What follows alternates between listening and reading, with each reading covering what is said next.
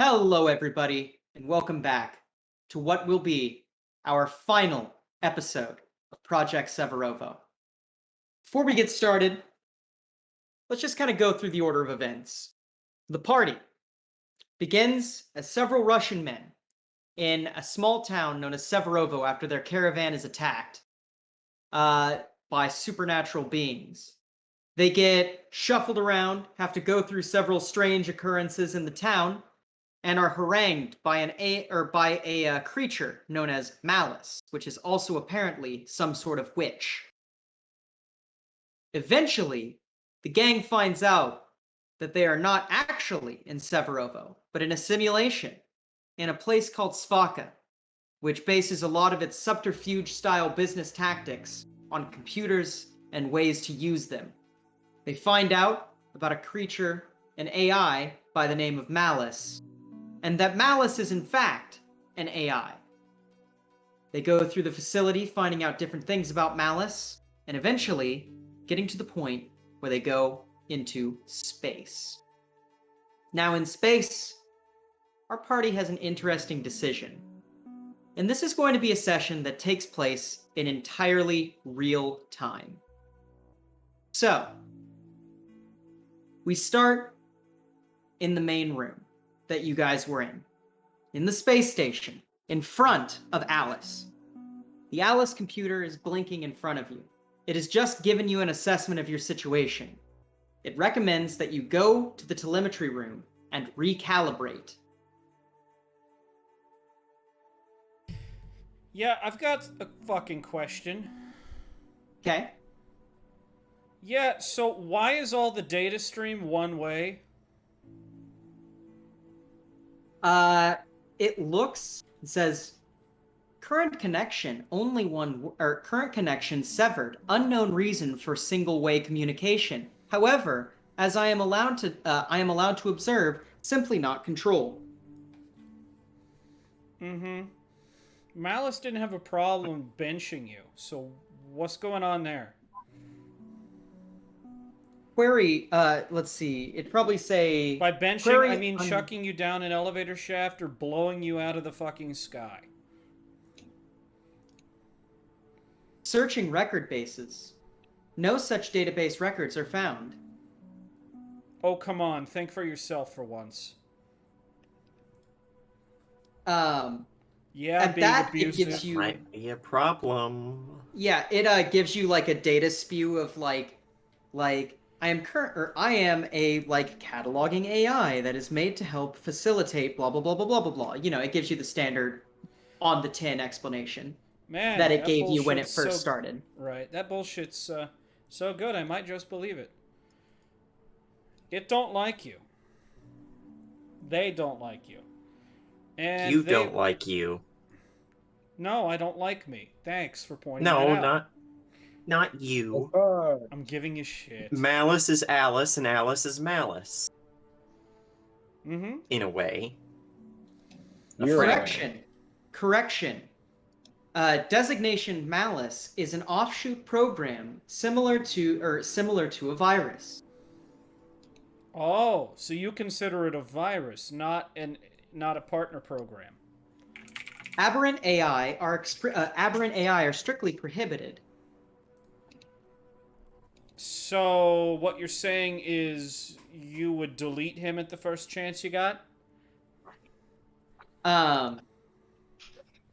Current status: telemetry connection to main Sfaka location would then allow for a full sync and update of the current Alice AI on site. Ah, so you would become it. You would overwrite it? I'm sorry. Assessment incorrect. Current situation. Update notes, and then it like lists like a patch list, and then it says, current. I guess it would say current recommended action. Reconnect telemetry, allowing for update of on-site aberrant AI.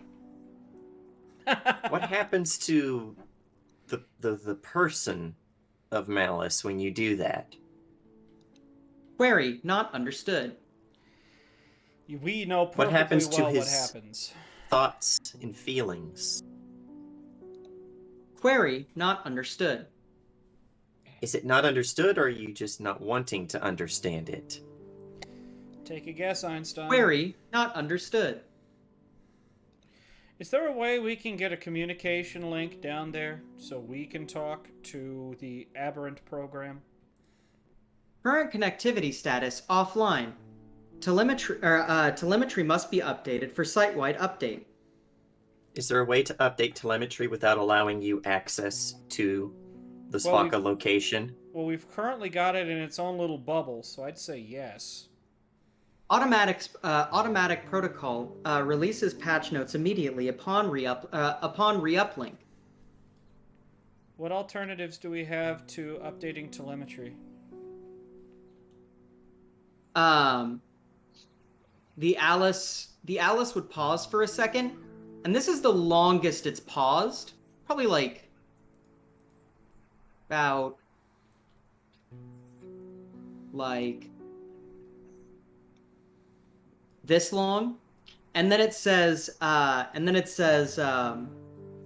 current recommended action. Proceed to telemetry room to re-upload uplink. Mike, you said this was in real time. Is this starting from the moment we started? I'm asking you. And that smile is telling me yes. So, ladies and gents, we better get a move on whatever we decide to do. Okay. Oh, joy. Joy. That's not the word I would use for this scenario, but it's something. Hey, any descriptor's better than no descriptor. Maybe. I mean, we could always try turning Alice off. See if that affects the protocol at all. Likely wouldn't. It seems that the update's on like some sort of auto run. Is there a way we can turn that off quickly? I don't know. What I'm thinking is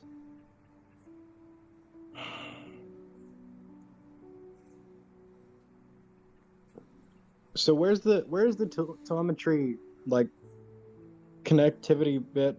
It's back down. It's in in a the separate telemetry room. Yeah. Oh, okay. Okay. Wait a sec. Hold on. I'm waiting. We've still got the AR bit. We can let Malice know The AR. if that's what we're choosing to do. Yeah, in our head, we've still got the ARG. Yeah, So we're still in an no, AR. simply because You don't have connection to the site. I'll just let you know that like now. Okay.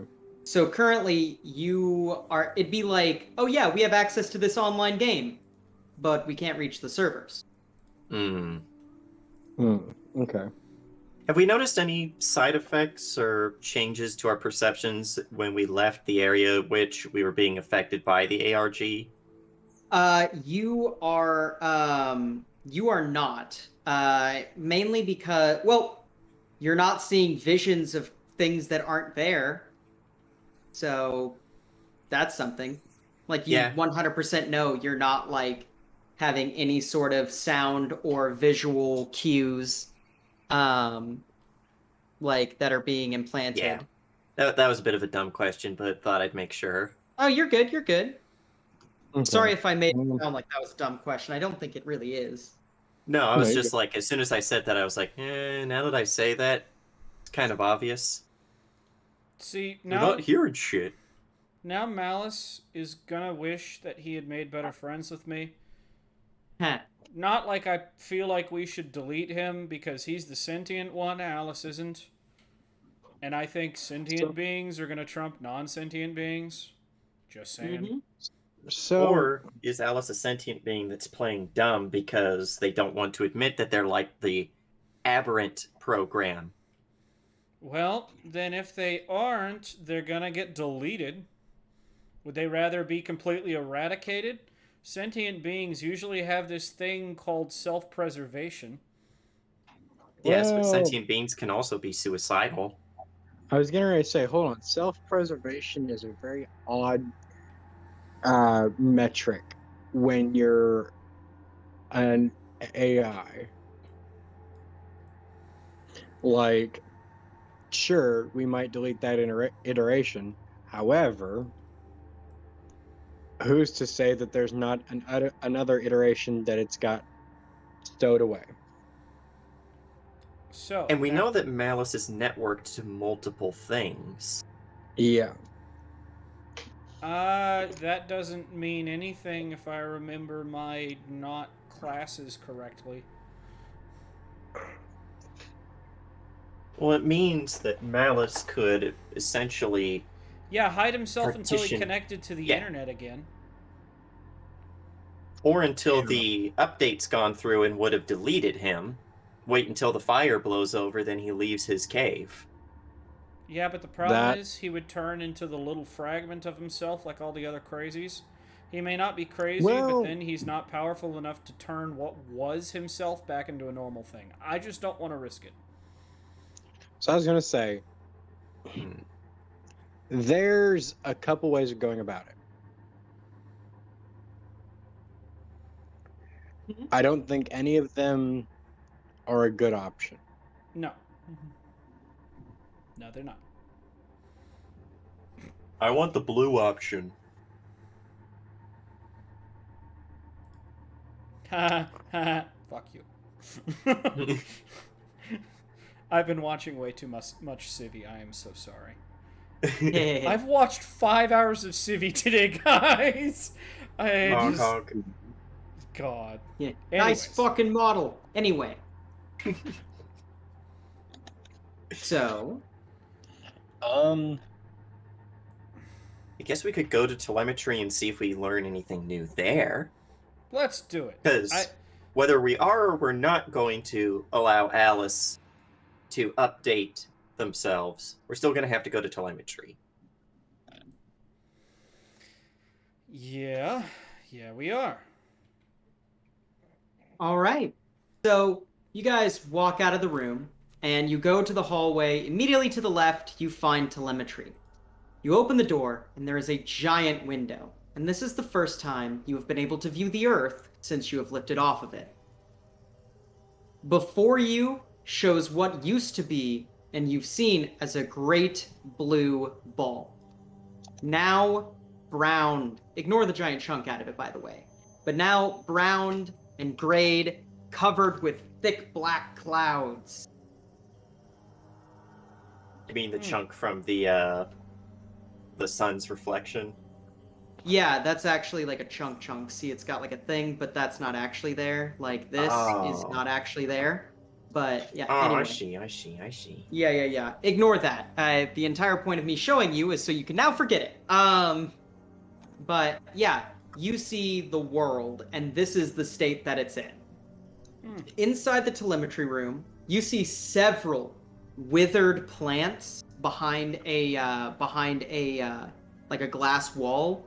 And by like several, I mean like there's 20 or 30 of these plants that look like they were some sort of pine and ferns that are all dead. R.I.P. Fern. R.I.P. Fern, right? You see a computer in this room, and you see a control panel in this room. Are there readouts on either of them? Yes. Which would you like to check first? So let's go with the one that's not the control panel. That's not the "Do you wish to end campaign" button. You look at the computer, and the computer has a blinking command line that says "Telemetry Station. Please enter command." All right, computer nerd, you're up. Alrighty. Are we really gonna? All right. I'll look at the control panel. The control panel looks mostly incomprehensible to you, except you do notice one thing as you look around. You see that there is a current timer. It says current organic beings four. No, 3. Sorry, not 4. 3. About to be like, Yeah, current organic beings 3. Life support failing. Approximated oxygen left 48 minutes 36 seconds. Hey guys, that's not good. we have until 10 o'clock our time. Okay. Mm-hmm. Everybody just very deep, shallow breaths. That's not gonna help. But It said this- 47 minutes? It said 48 minutes. It currently reads 48 minutes 10 seconds. Okay, so we're good. We're good. We got till 10:10 our time. So this is a problem, guys. Bigger. But have hope. Take hope. Take heart. Take. You know what? Fine. Have heart, take heart, they both work. I feel half-hearted. Does that count? Let's I get this feel shit, bitch. That's my go-to. So, also just, yeah. Anyways.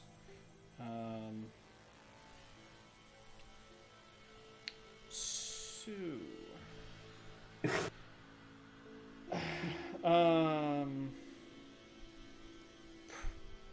Well.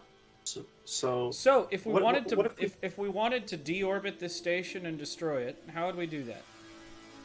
Well, on the telemetry computer, or on the readout, you actually are kind of looking around, and you actually see currently the station is about to hit periapsis and shoot past it.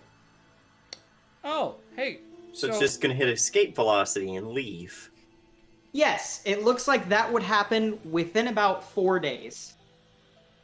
Corrective course needs to be taken, or else this thing is going to fly off into space. So, guys, we have two options.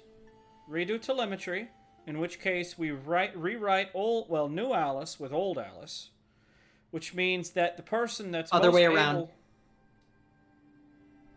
Are you It was sure trying to about that? tell you that old Alice would be overwritten if it got telemetry. Oh, wait, so... Oh, so Malice- it wouldn't delete Malice. Malice No, would it delete would- Alice. No, Alice would delete Malice. That's what I'm Okay, trying to then- say. But Alice we did in have it this... I could have sworn that Alice in the satellite came first. And then when it No. was disconnected with Alice on the ground, that Alice became sentient. So, yeah, so it's going to push an update that updates Malice. Right, which I Into assume came Alice. second. Yeah, Yeah, if it I came don't... I think we have had a communication error, but I think we've sorted it out now. It I was was gonna say, I don't pilot think we- error. fair, I think what happened is that you two were saying the same thing, but you were using the different words to say it. Yeah. So yeah, if telemetry reestablished, then space Server Alice station destroys Ground Alice. correct, and space station continues orbit properly. What's the benefit that we know of letting the station stay here, though? Well, we potentially have the ability to use Project Apollo as a solar farm. Something you've Yeah, only but we- theorized about. Yes, but we have some of the greatest minds sitting in Dreamland that could spend, decades in a couple of days. It's true. They do a day an hour.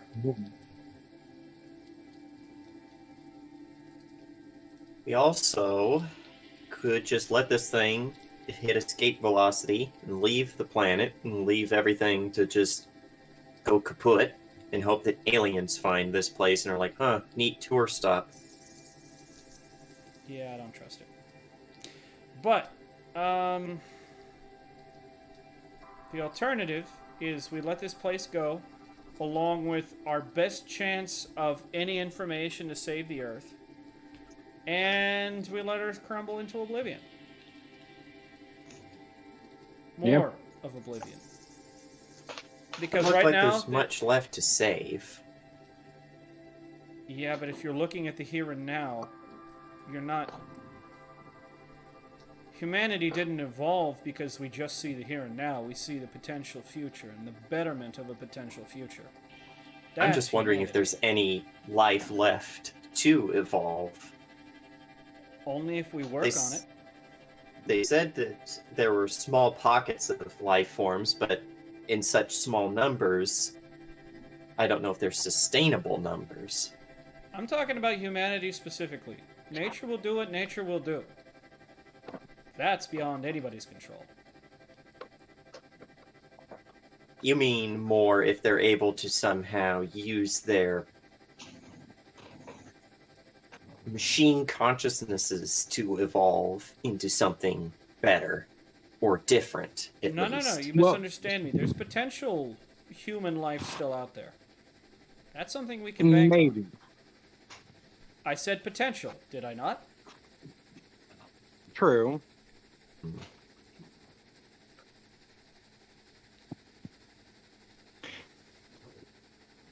So are we just giving up on Earth? It sounds like we're just giving up on Earth. No. Yeah. We're just looking at our options right now. It sounds like. And that's we're why giving up I'm on Earth. wondering what these pine trees have to do with anything. So look. They The- could have been doing experiments here to try and figure out how to sustain things.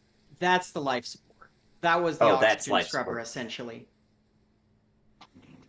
I was getting We ready to should have say, done if there is a way to create life again, it'll probably start out as test tube life.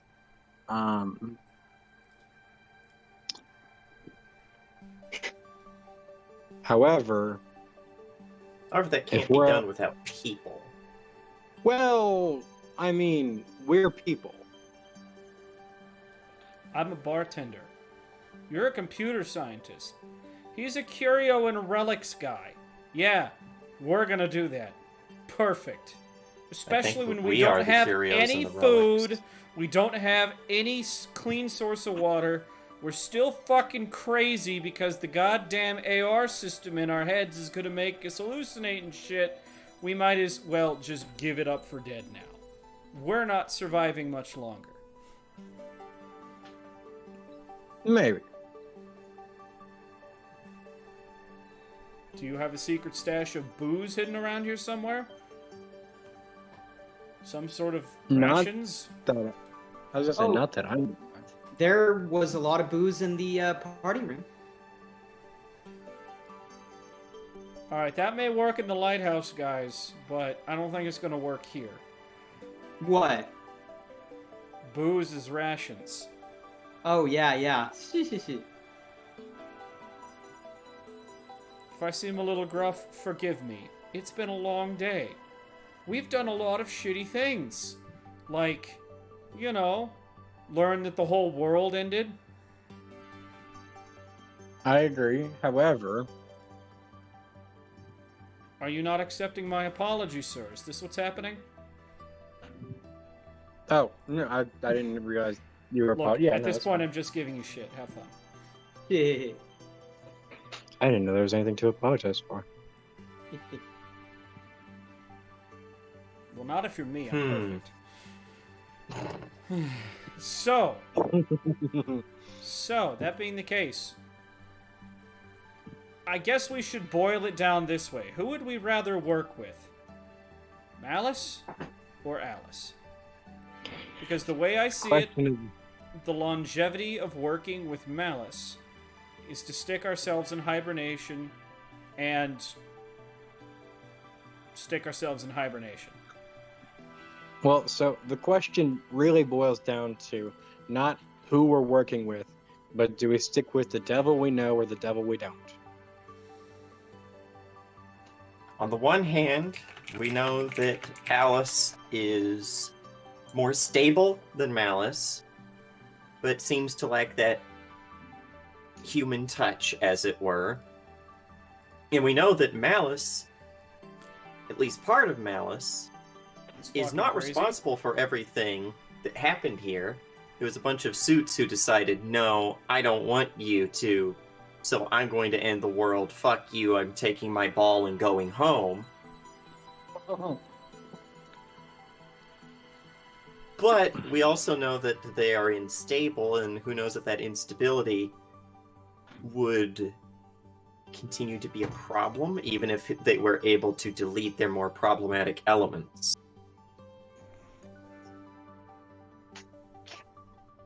I think how we progress is a It's difficult okay, guys. question. We've only got 36 minutes to figure it out. Yeah, We're either going to kill Malice or kill the... Well, Malice dies either way. One of them, yeah. Does it? Well, without power, eventually the computers that are running Malice will just shut down. You can't maintain a generator forever, whatever little No. generator they're using. He did tell you that he had about, I believe it was 8 years left of power. Which is a lot, but not in the grand scheme of things. There's also one Um, other thing that you don't really know. And that is what Alice would do if telemetry was re-uploaded, like in the grand scheme of things. And we Yeah, never we don't will, 'cause actually- we didn't know that was an option. Mm-mm. Go ahead. Well, we I could was go gonna back say- and ask. Maybe that's And why hope the there's- DM is telling you if you didn't know it was an option. Honk honk. Nice fucking model. We can't go back and get back up, just saying.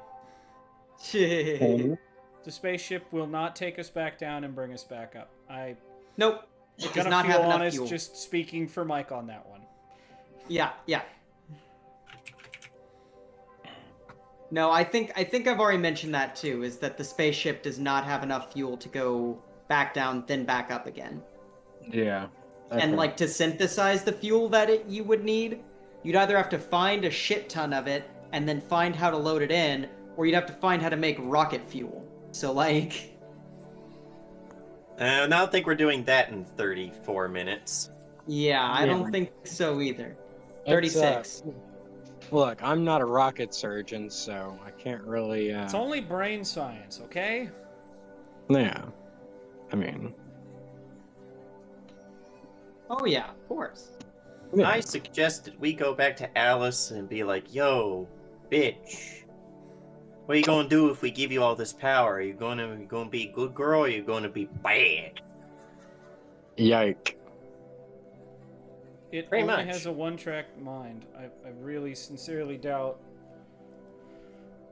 Well,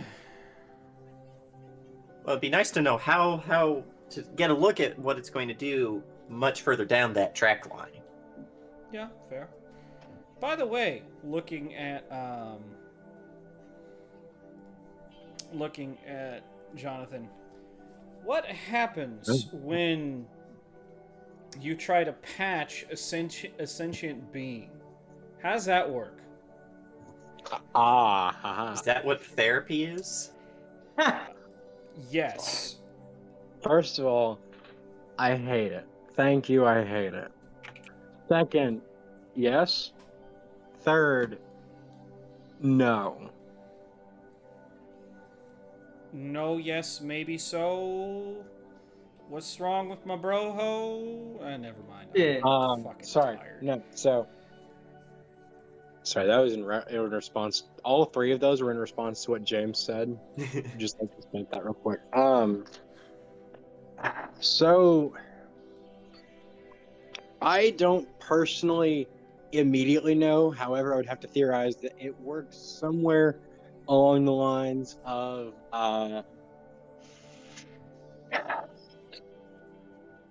some form of like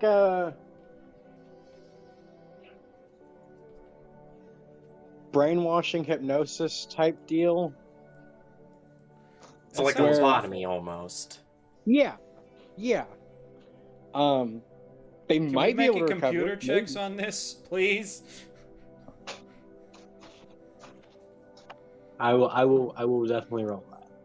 I would rather hear Alright. from Jonathan than Gary at this point.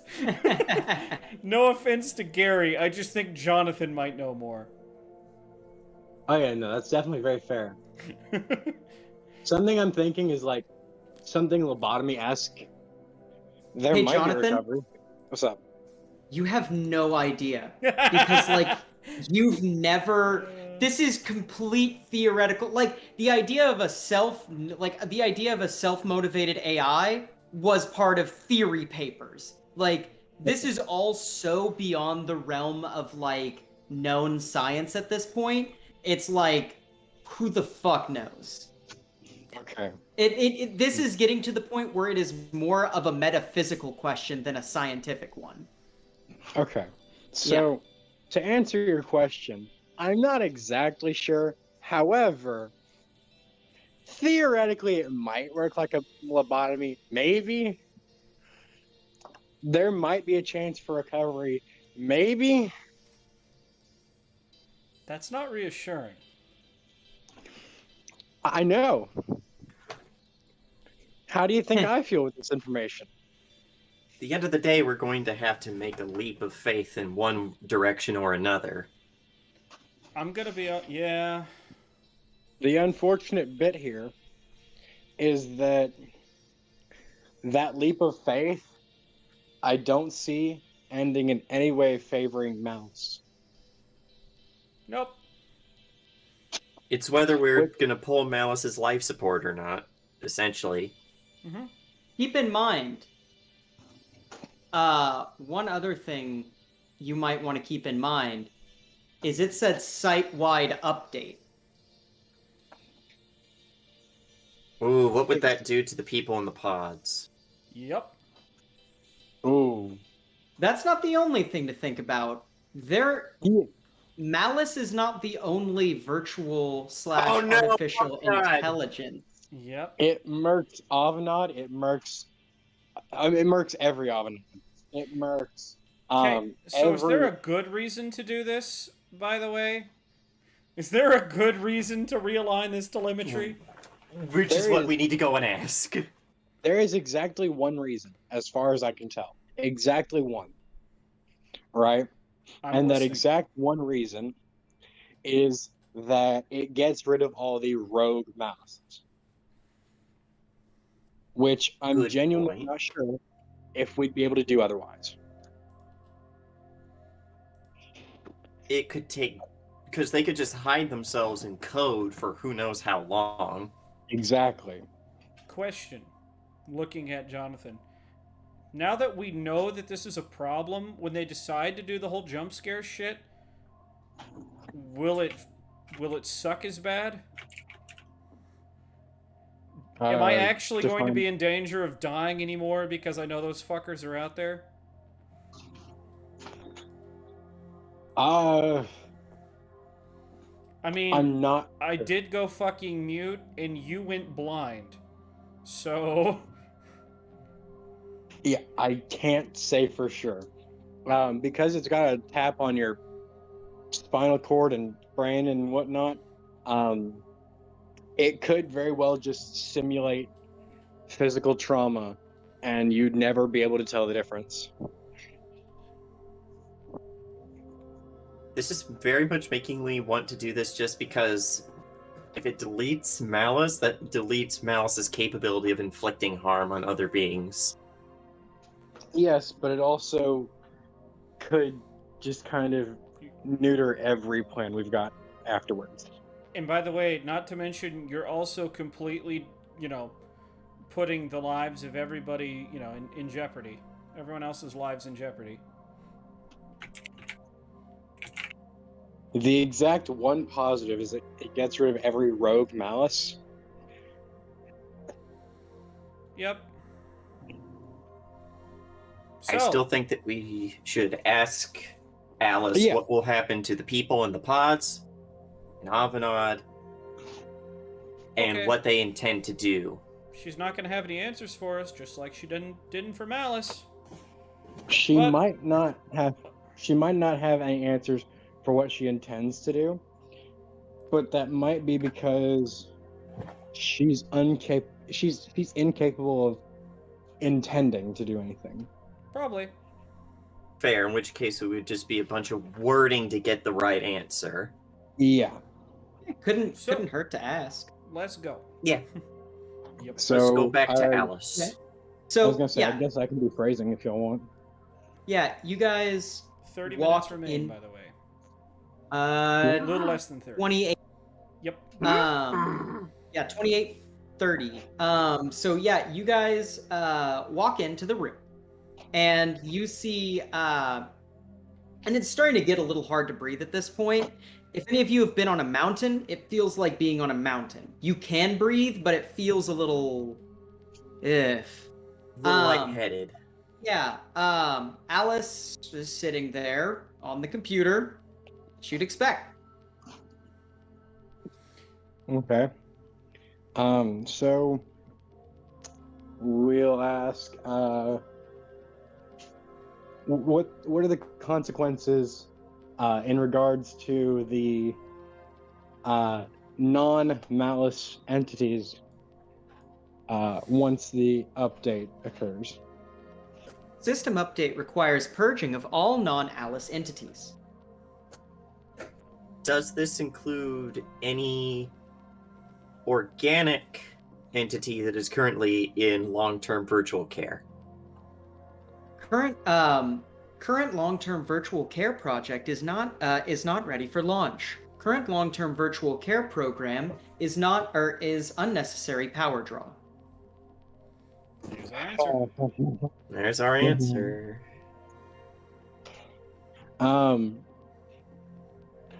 So the I guess answer since is we we already- cannot we already have anything intended on- nice. We can't have Yeah. anything nice because fucking Chuck Diggum decided to fuck shit up. Dig 'em. Fuck Chuck. Oh, I Yep. love how you hate Chuck Diggum and you never even met the man. You only saw the after effects. I don't have to Al- fucking know Chuck Diggum. I tell my boss this at work. There are people that he deals with on a daily basis that are shitty people, and they never realize that because they are shitty people to him, I hate them. And if I ever meet them, they will not find any mercy with me because they're shitty people to other people. I was So- getting ready to say, I have never met people such as Mark Zuckerberg or Jeff Bezos. However, given the opportunity, I'd probably give them a proper crotch shot. Given the opportunity, I shall hawk a righteous loogie into that bald bastard's face. I agree. Hell yeah. He's like if Dr. Evil had said, $1 billion. Yeah. Exactly. See, you get Anyway. it. So, Alice, but what are your primary directives? Primary directives, and it recites the directives you've heard before. Primary directives are to curate and collate and protect any knowledge found on Apollo site.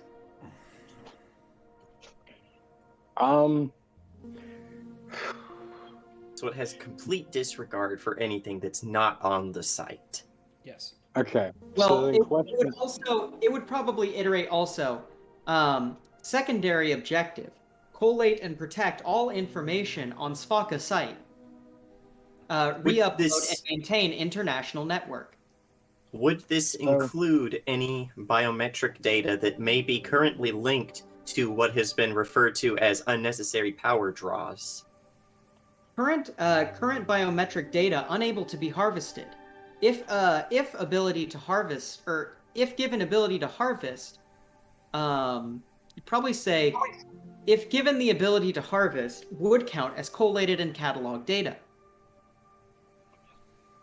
Is there a way to give you the ability to harvest this data without shutting down long-term virtual care? Current parameters forbid from using unnecessary power draw. Forbid from using unnecessary power draw if it puts at risk any further data collection and or storage. I was Is getting there ready ways to say. to alter your parameters? Here we go. I know exactly where this is going, Mike. Go ahead. Yeah, it says current parameter alterations are tightly monitored and require biometric permission from Chuck Diggum. I was expecting actually Seiji, but here we are, Chuck. Wait, No, the but we question of the have day.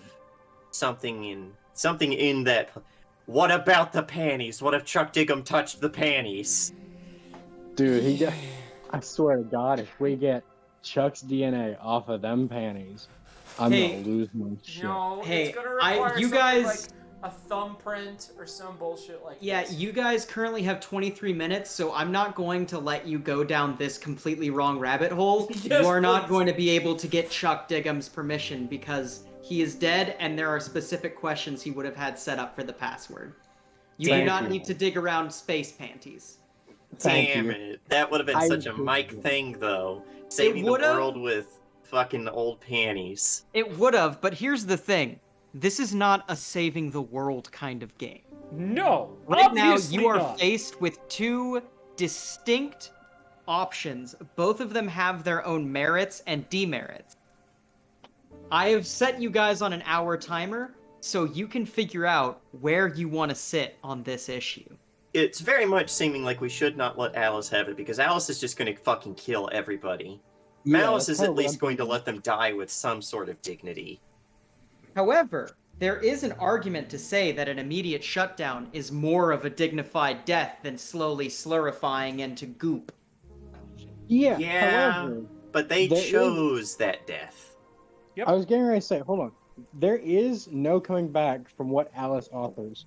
There is at least a mechanized form for the people that are currently in LTVC.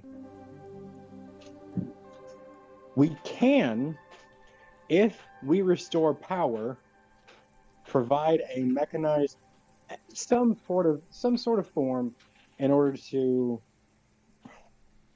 preserve them. Alice, is there any way to reestablish power at Svaka site? Current projections looking very slim. It was It disregarding. would probably say something completely different. It would probably say current projections are at 0.05% success rate for extending power supply by 1 year. What would it require, disregarding the chance of success?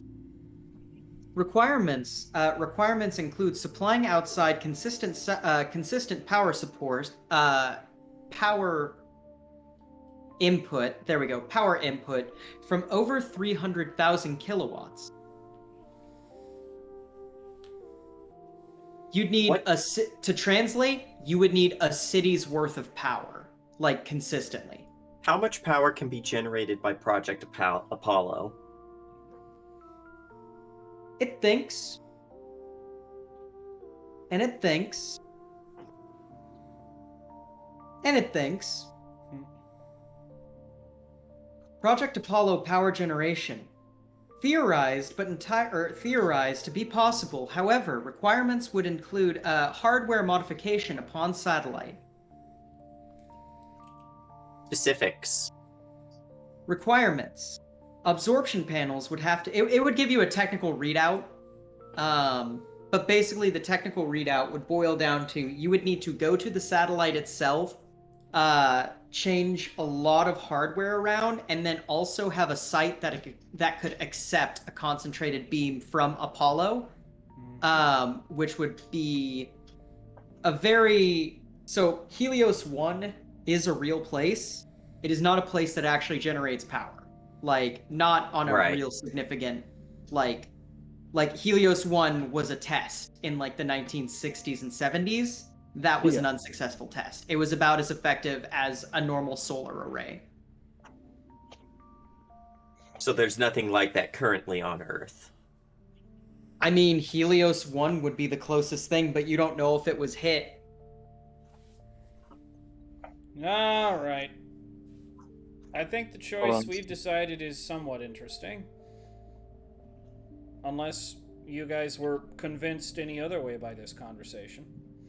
As far as I can tell, we preserve malice. Right? Okay. Strange bedfellows. I agree. All right.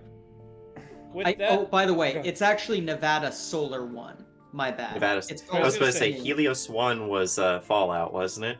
Yep. Yes, but it was based off of Nevada's Solar 1, which is basically Helios 1 minus the God Ray. all right. I'm gonna go to the party bar.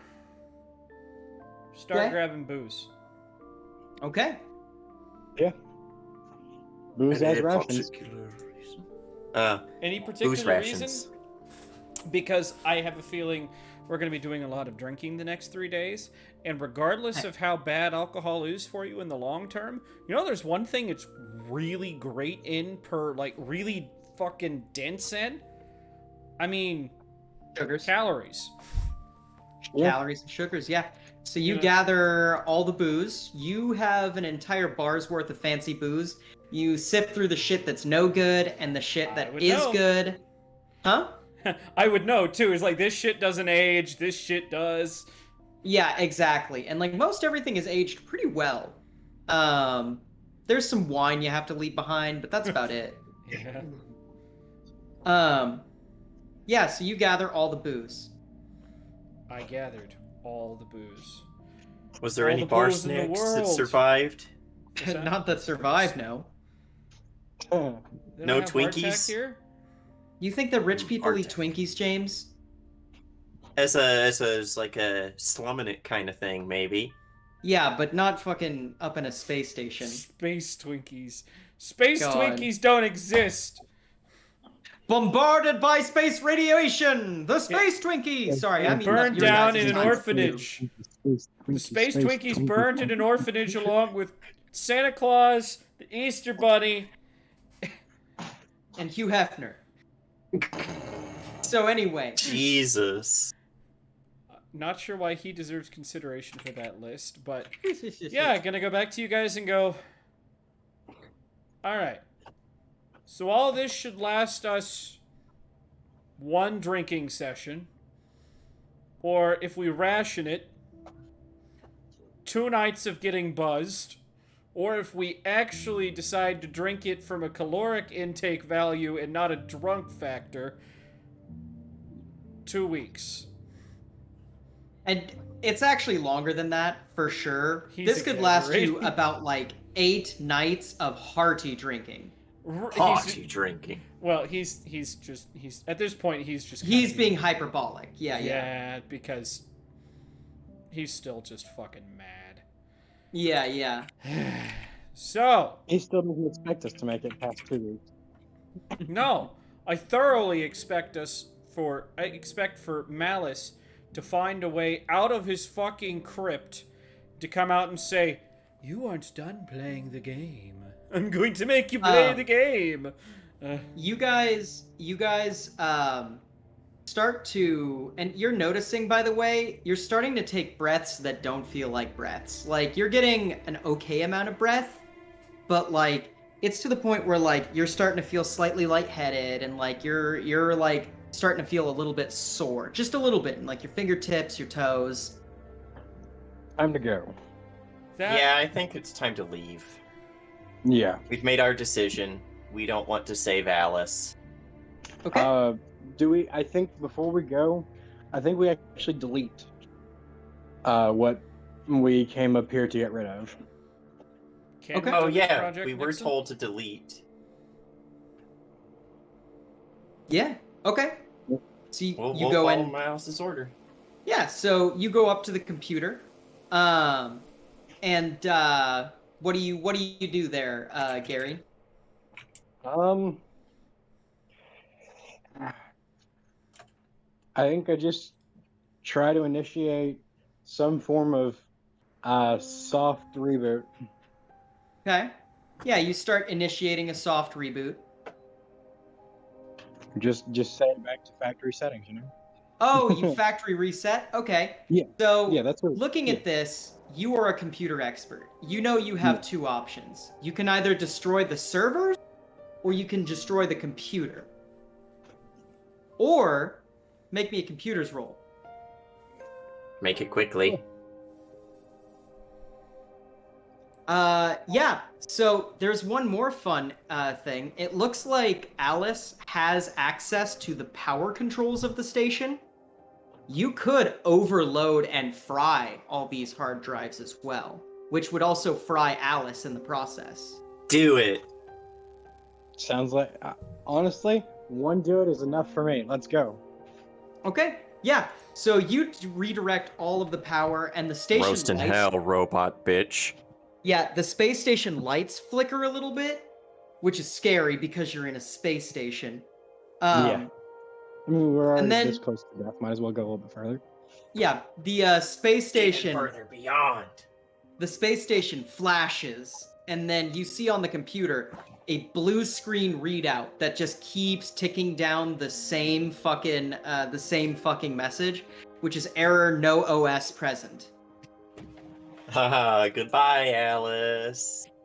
All right, time to go. Okay, you guys get on the ship. Not a moment too soon. It's getting to where your head is starting to hurt. You get into the ship, and there is the button to go back to Earth. Do you hit it? Yes. All right. In You every hit the known button. universe. Yes. Yes. There's You hit the no button. fly off into the sunset, and by which I mean fly directly into the sun button. I mean, you could reset the like if you wanted to kill yourself in this ship, you could do that. Fly me to the moon. But you're just going back to Earth, I'm assuming? Yeah. Okay. So, you hit the button, doors close, and you launch back to Earth. You feel the 6 hours passes by, and you're all almost in a daze. We get a shot from outside the ship, and as it breaks orbit, we see that there is a huge. A huge kind of. There's this huge kind of scorched mark that you guys are heading towards, which is the landing pad. And as we kind of see the landing pad, it was dawn, so you couldn't really see very clearly. But it's about 5 o'clock now. It's been about 12 hours. It's 5 o'clock somewhere. Well, it's been about 13 hours, so it's about 6 o'clock. The sun is still high, not quite setting yet. You land, and as the door opens up, you realize that you are oriented in front of something. You are oriented in front of the ruins of a town. You recognize one particular thing from the town. There's a giant church with a steeple and a bell. You realize that this is the town of Severovo. Decrepit and ancient, barely still standing, somehow braced against the test of time. Anatoly gives them a wry smile and goes, "Well, comrades, looks like we have returned. Shall we take a stroll to remember the glory days? Or is it more apt, the glory centuries?" Before we do so, let us report to our commandant and say that we have succeeded at our mission. For the I agree. glory of the Rodina.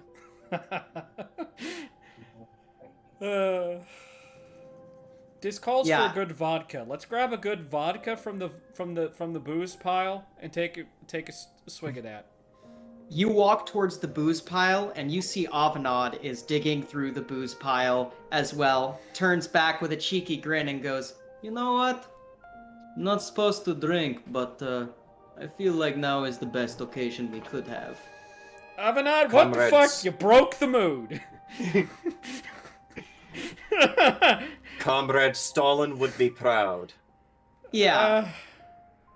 And he does not pick up any vodka, but he points out a couple. All right, is He's a this hologram. am I talking to Sam Avanad in computer, or do you remember that? Kinda chuckles and goes, "There was a agreement that happened." And kinda nudges at you, and you feel him kinda nudge you and go, "Friends will be friends, eh?" So I am assuming then that Comrade Malice is aware of our success.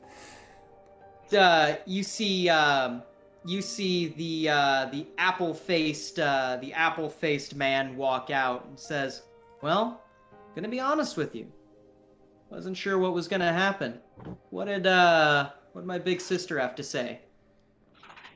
Nothing human. Hmm.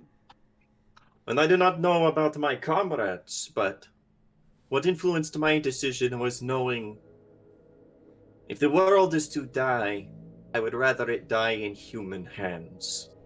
That there might be some last moment of tenderness. Yeah, and Malice looks at you, and though you can't see his face, you see kind of a you feel kind of a grin behind it. It says, "Well, I don't know if I should be honored or a little frightened that I've been welcomed into the ranks of humanity." Kinda pulls out just like a prop drink from his pocket. "But I'll drink to it either way." Didn't I tell him to get a face? I told him to get a face. This is classic Alice, or classic Malice. This is the one that showed up to you in the fucking Severovo thing. I know, that doesn't change the fact that I told him to get a face. Malice, dropping all kind of pretenses. Yeah. Malice sticks out a hand. I'm sorry I've been an ass. Apparently, coming out of, well, I'm just gonna call it hibernation, is not something I'm very good at. Yeah, shakes your hand and says, "You know what? Apology accepted. I am also sorry I've been an ass, even though it wasn't necessarily this me. Well, it kind of is at this point, but sorry."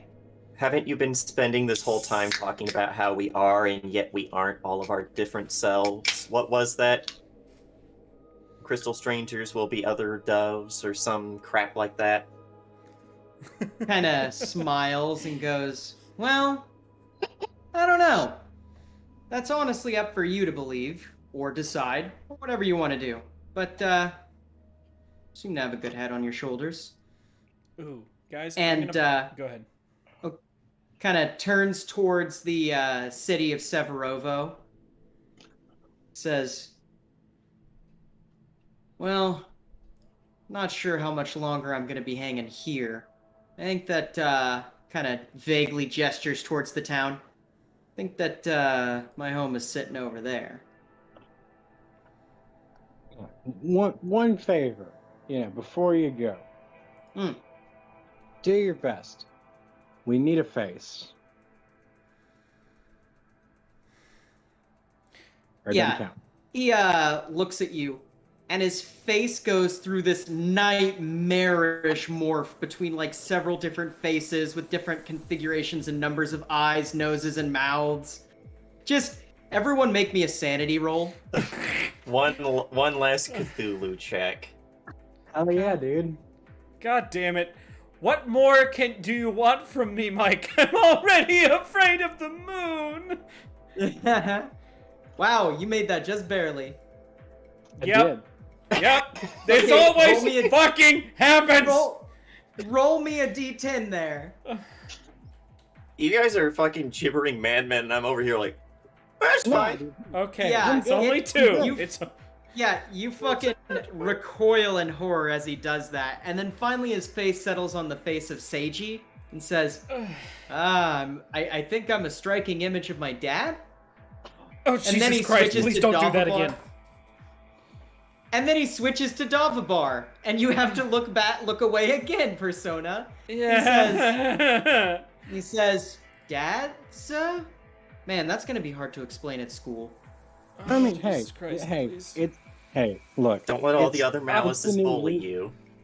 It's the new age. People stop bullying over that in 2050, I think. Yeah, I suppose that you're right. He kind of, Don't you remember Smiles. 2021? Come on. huh? I said, don't you remember 2021? Yeah, right. But no, oh, I remember. I'm sad that I remember. No, I remember. Felt. I remember. I remember. I remember. I forgot. God damn it. Yeah, he kind of smiles at you and goes, or he smiles at you and goes, well, I think that, no offense, but, seems a little new school for me. And you see a fucking, staircase just apparate down the side of the building, and he just casually starts walking down. Wait, hold on, is that real? Is that something we can step on? Or You like, can try.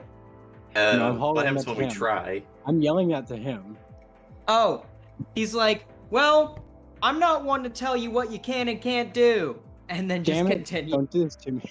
Don't do this to me. I give it a test. 1 foot. Nope. Yeah, no, that's not real.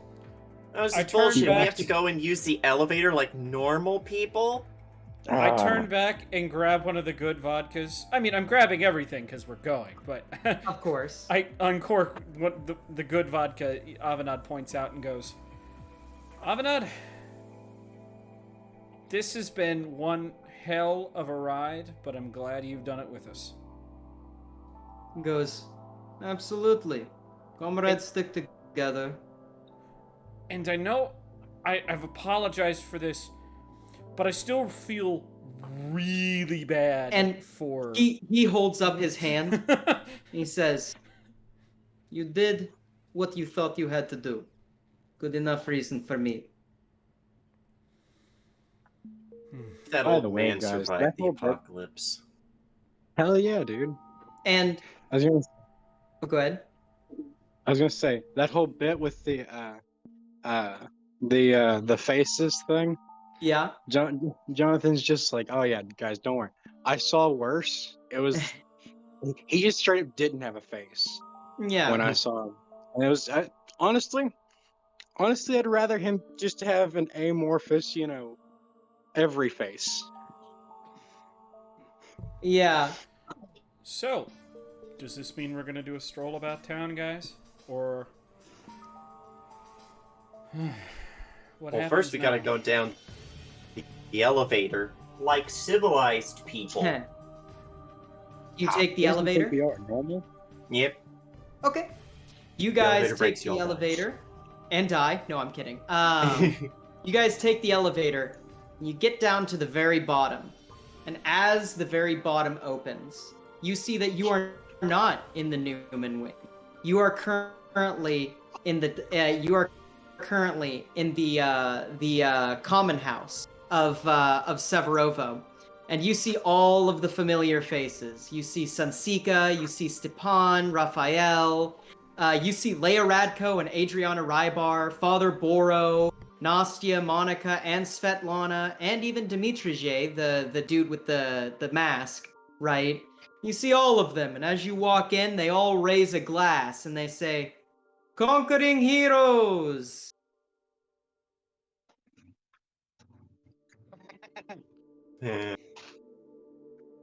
I'll definitely drink to that. Yeah. And as you walk in, you look down and you see your old uniforms. And you know, it feels good to be serving the Red Army. And, alright, that was the final episode of Projekt Severovo. So, first things first, let's get a little bit of a temperature. How did everyone feel about the ending that they got? Ba, ba, da, da, da, da, da. Guys, We're living in a I succeed. perfect world where communism succeeds. Hell yeah, dude. We dude, it's perfect, guys. I gave someone that wasn't supposed to have a face. I gave them a face. It's perfect. Everything went as I think Mike gave them the face. True. yeah, but it was my idea.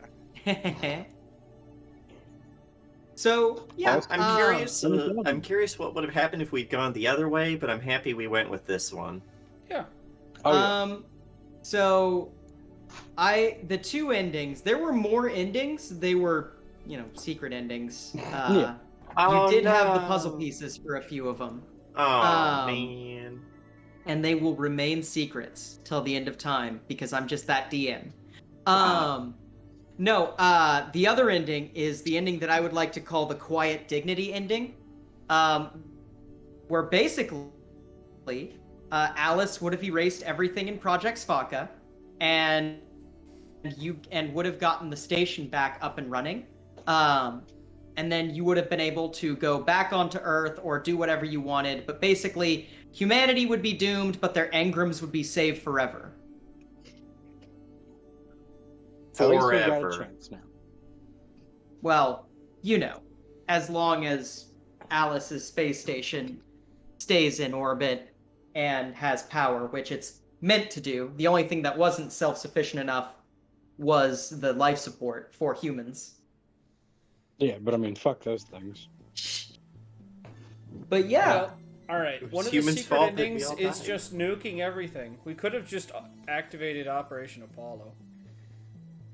you could have. That was one of the secret endings, was blasting Severovo.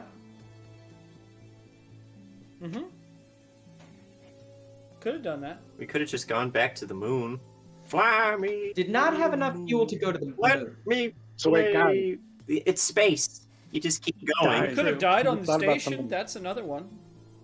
If we, True. Yeah, that's the bad ending. Yes, Gary? guys, I just realized something. What's that? We can upload texture packs and fix we can upload texture packs to our fucking ARGs. Heh. Dude, bluegrass, God. red grass, fucking. We can get dude. I can't It's wait. gonna be fire. God damn as soon it! as I figure that hate out. the internet's dropping out. It does this every time of night. Oh, what? Yeah, we lose exactly. stream? Did we lose stream? What? No, we're not losing stream. It's just kind of like, hey, we're sitting at 27, 2700, 2600. Oh, by the way, now we're at 0. Now we're at 300, 400. We've dropped 3,000 frames this stream. Classic.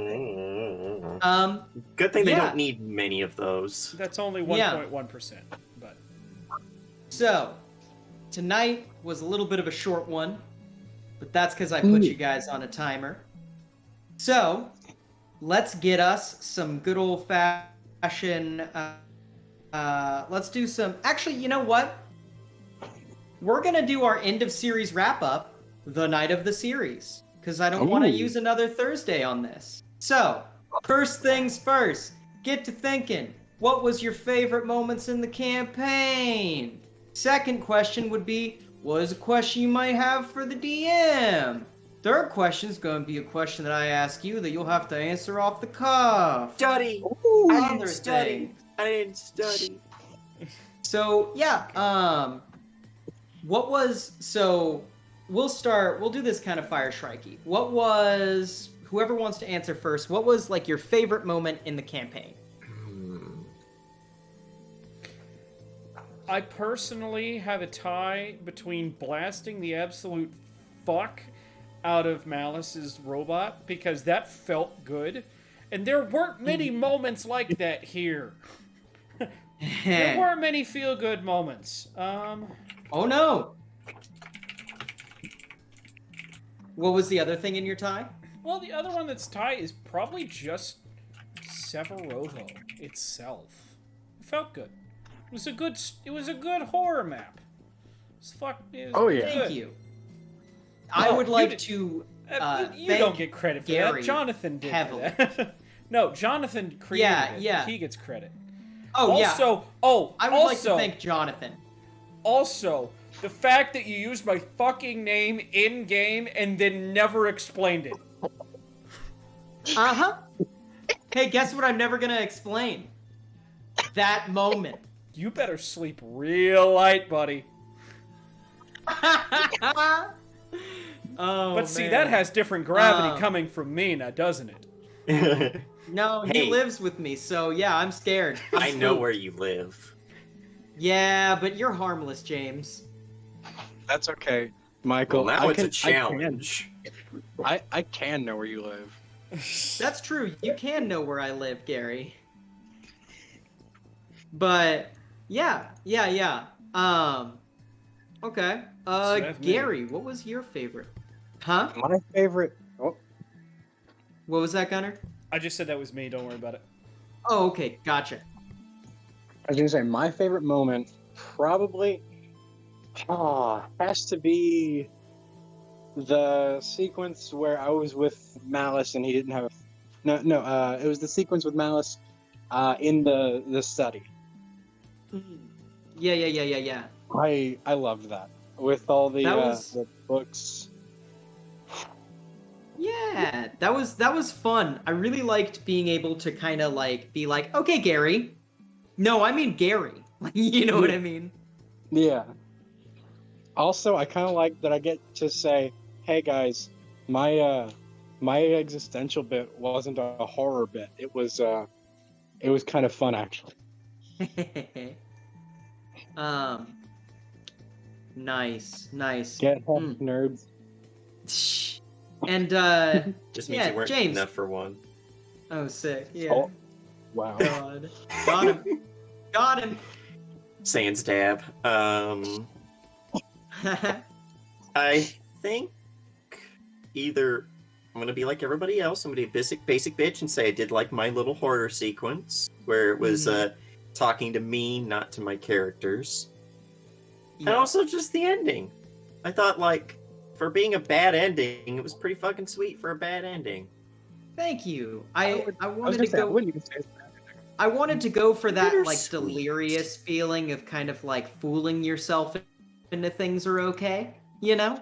I mean, nothing's That ever kind of. okay. Yeah, but things are pretty not okay. Like neither option was a good option. You Yeah. know? Yeah. But you don't know what's gonna happen in the future, so you picked the ambiguous ending. And I Yeah. feel that's pretty fitting.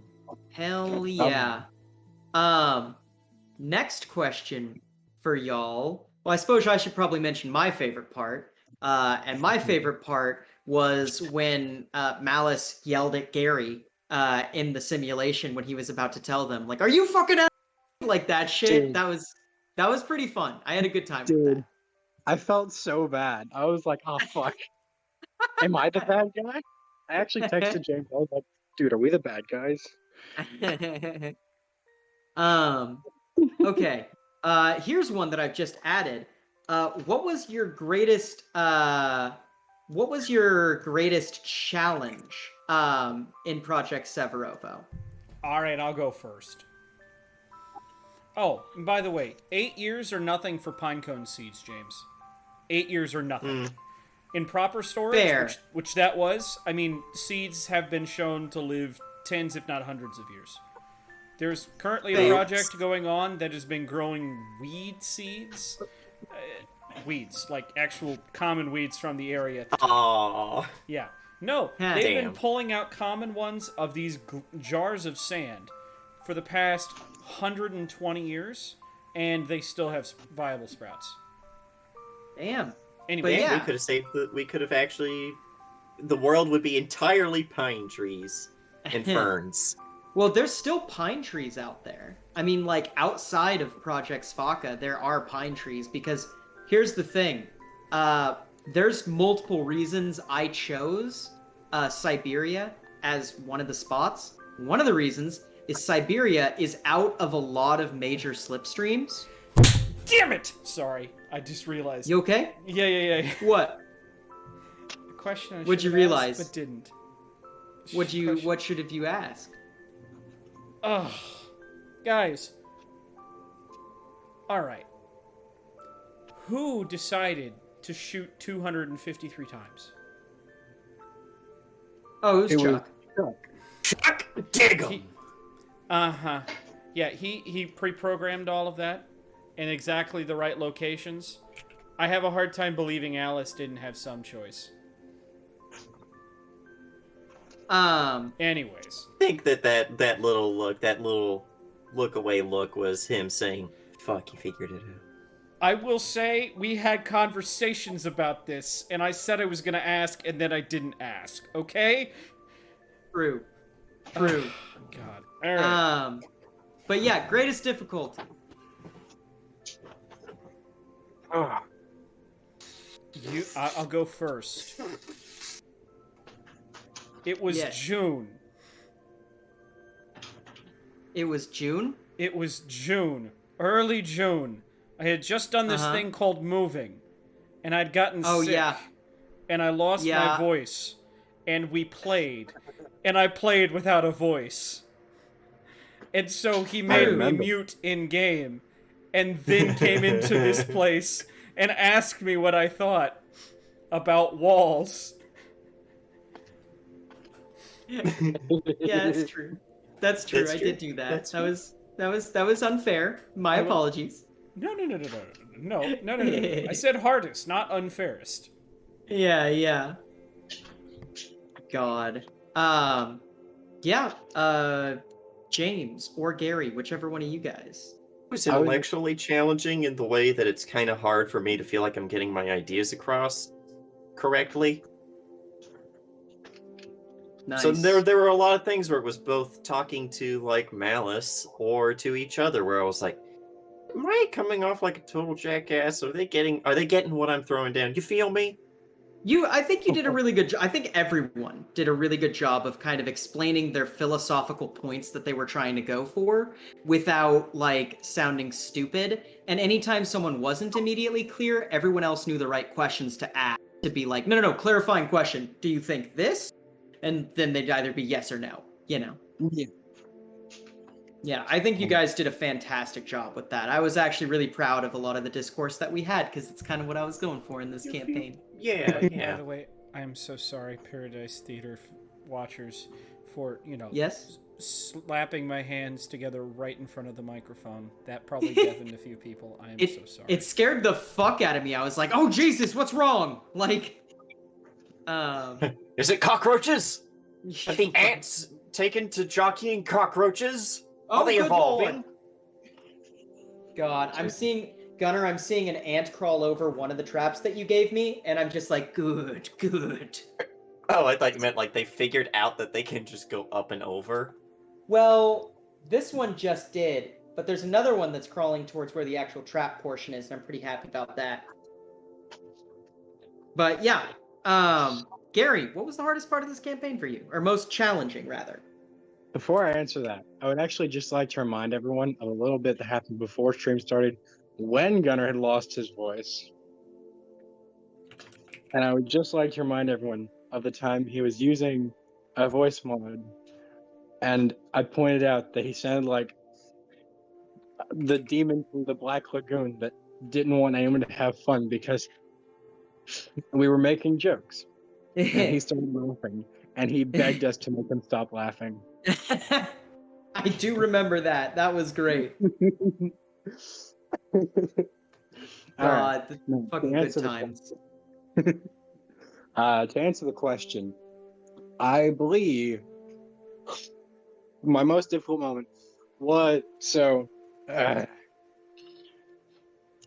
it feels like a cop-out answer, but it probably was the hardest moment for my character and me specifically. Not that there were any parts that were less challenging than this, but this is the one that targeted me specifically. Was when Malice caught me in the middle of Leia Radko's and Adriana's simulation, Right. and I was like, "Oh fuck, are we the bad guys? Am I the asshole?" Yeah, I think you also sent me a thing. You're like, oh, am I being the bad guy? Yeah. No, I texted you, and I was like, "Oh fuck." Yeah. And I was over God. here memeing like, more like she's in her grave. Ah! Yeah, fucking yeah. Dude. That was fun. That was Yeah. that was difficult. Mm-hmm. So next things next, I'm gonna do this one a little differently. I am going to, so this is gonna be a question. Anyone who has a question for me, I would love to hear those questions. And Was this also, you expected? huh? Say was what? Was this the ending you expected us to take? To be honest, I did not have any expectations for the endings you guys would take. I kind of knew what I needed out of the ending itself, like the specific things I needed from you guys out of the ending. And then everything past that was more like, okay, I'll figure it out more and more as I go. Like from the very beginning, I knew the final shot would be of Severovo. I didn't know any of the details about that. I just knew that I wanted you guys to know it was a real town outside of Svaka, right? And like that was it. I thought that that'd be a great polarizing shot. And then I went at the farther we went on, I thought, okay, well, if these are kind of my two very clearly defined endings, what would those look like? You know. And the what I was going to say before you so rudely cut me off with your very polite and engaging question, James. Thank you. Is I'm also going to ask you a question. And that's going to be for James. My question is, how was it in the beginning of Projekt Severovo when nobody knew it was a computer simulation except Gary, right? How was it kind of knowing that both Gunnar and Gary had secrets and they were behind closed doors and yours were just kind of out in the open? It made me suspicious of them, but at the same time, I also knew that they hadn't acted maliciously, so I think we were...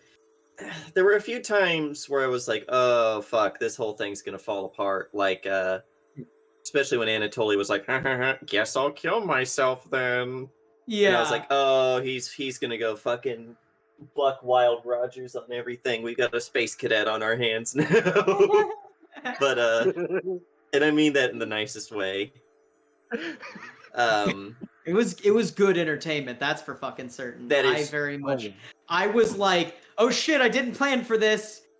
Okay, well, let's pretend I planned for it. Like, and also there was a lot of me second guessing myself because I was like, are they going to think I have secrets that they don't know about? And then those are informing my every decision. So it was a lot of like trying to play 4D chess with people who probably aren't even at the chessboard right now.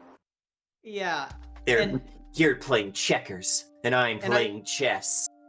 Yeah, and I did, in fact, consistently insinuate to the idea that you did have secrets. I just never mentioned that the secrets you have are the secrets that the party knows.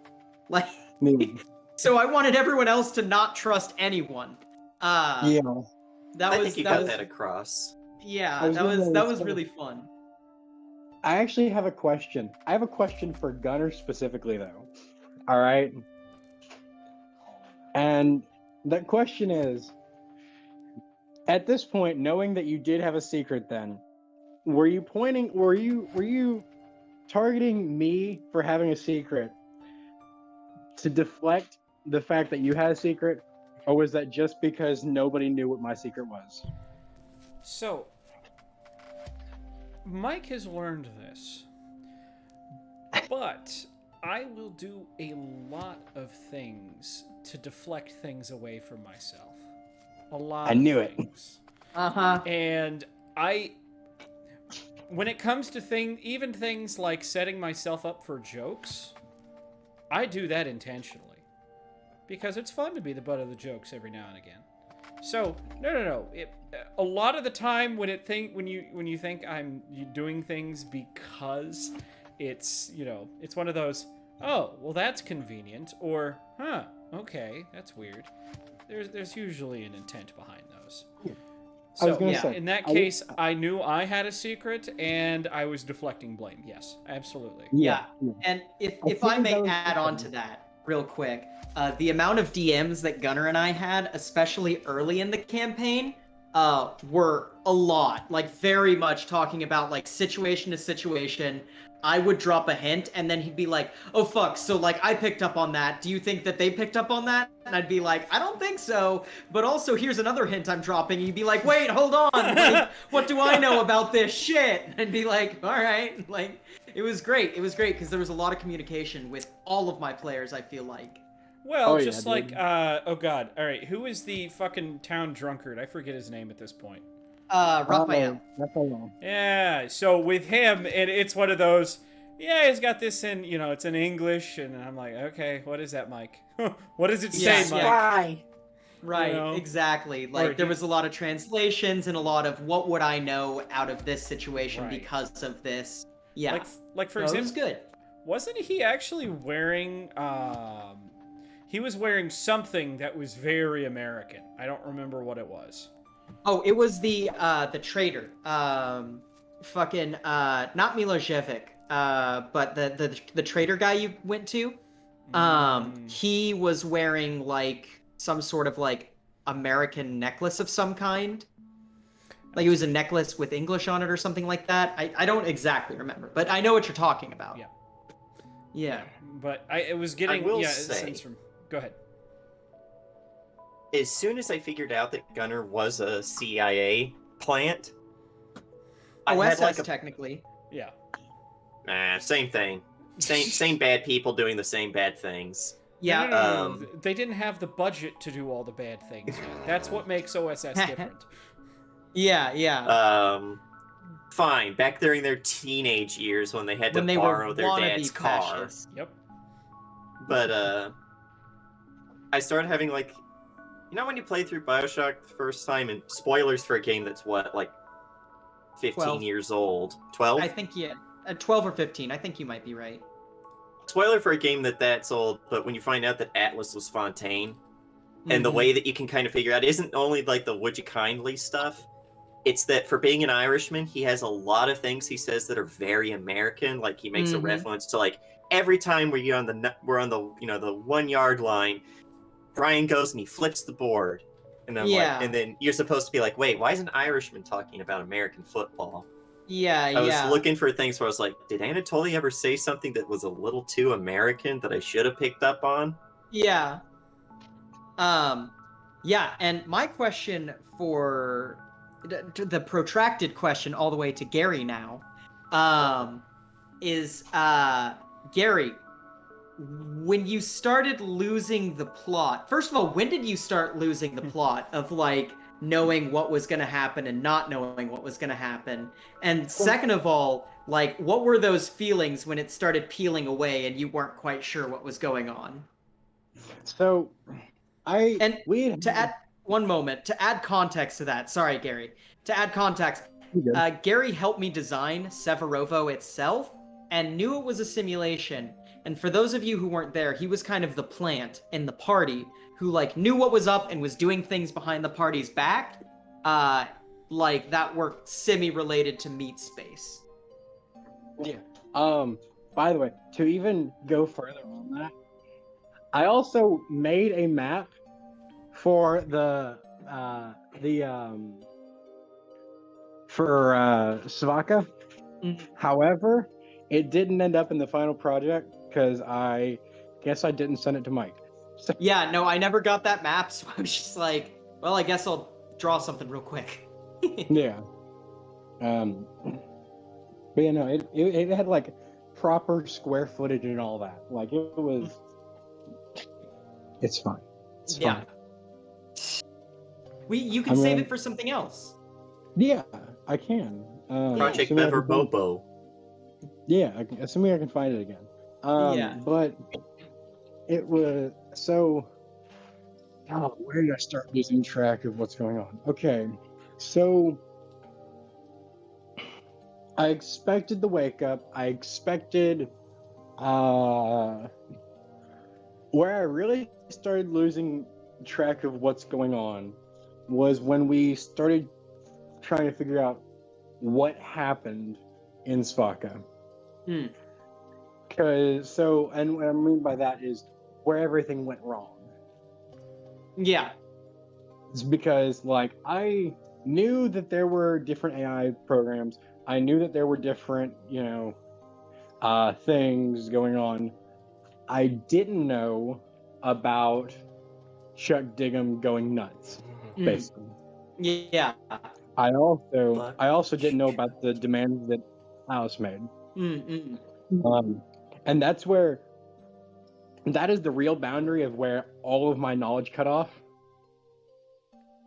Because past that, I had at least minimal information. And when I say minimal, I mean this thing exists. Yeah. Like in certain cases, that was literally all I knew. Right. And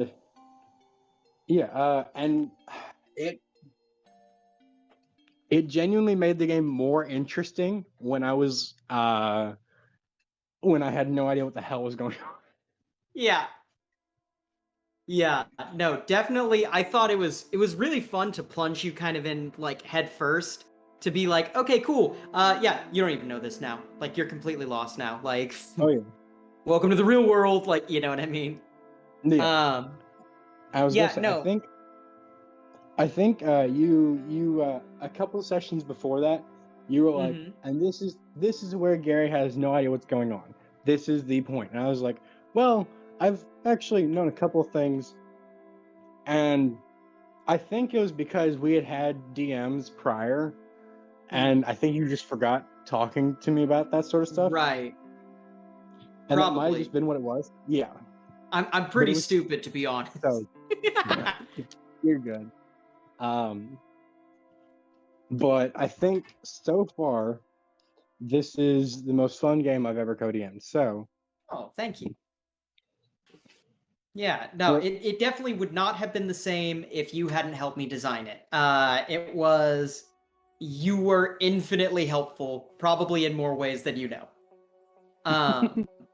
But yeah, Gunnar, have ye any questions for me?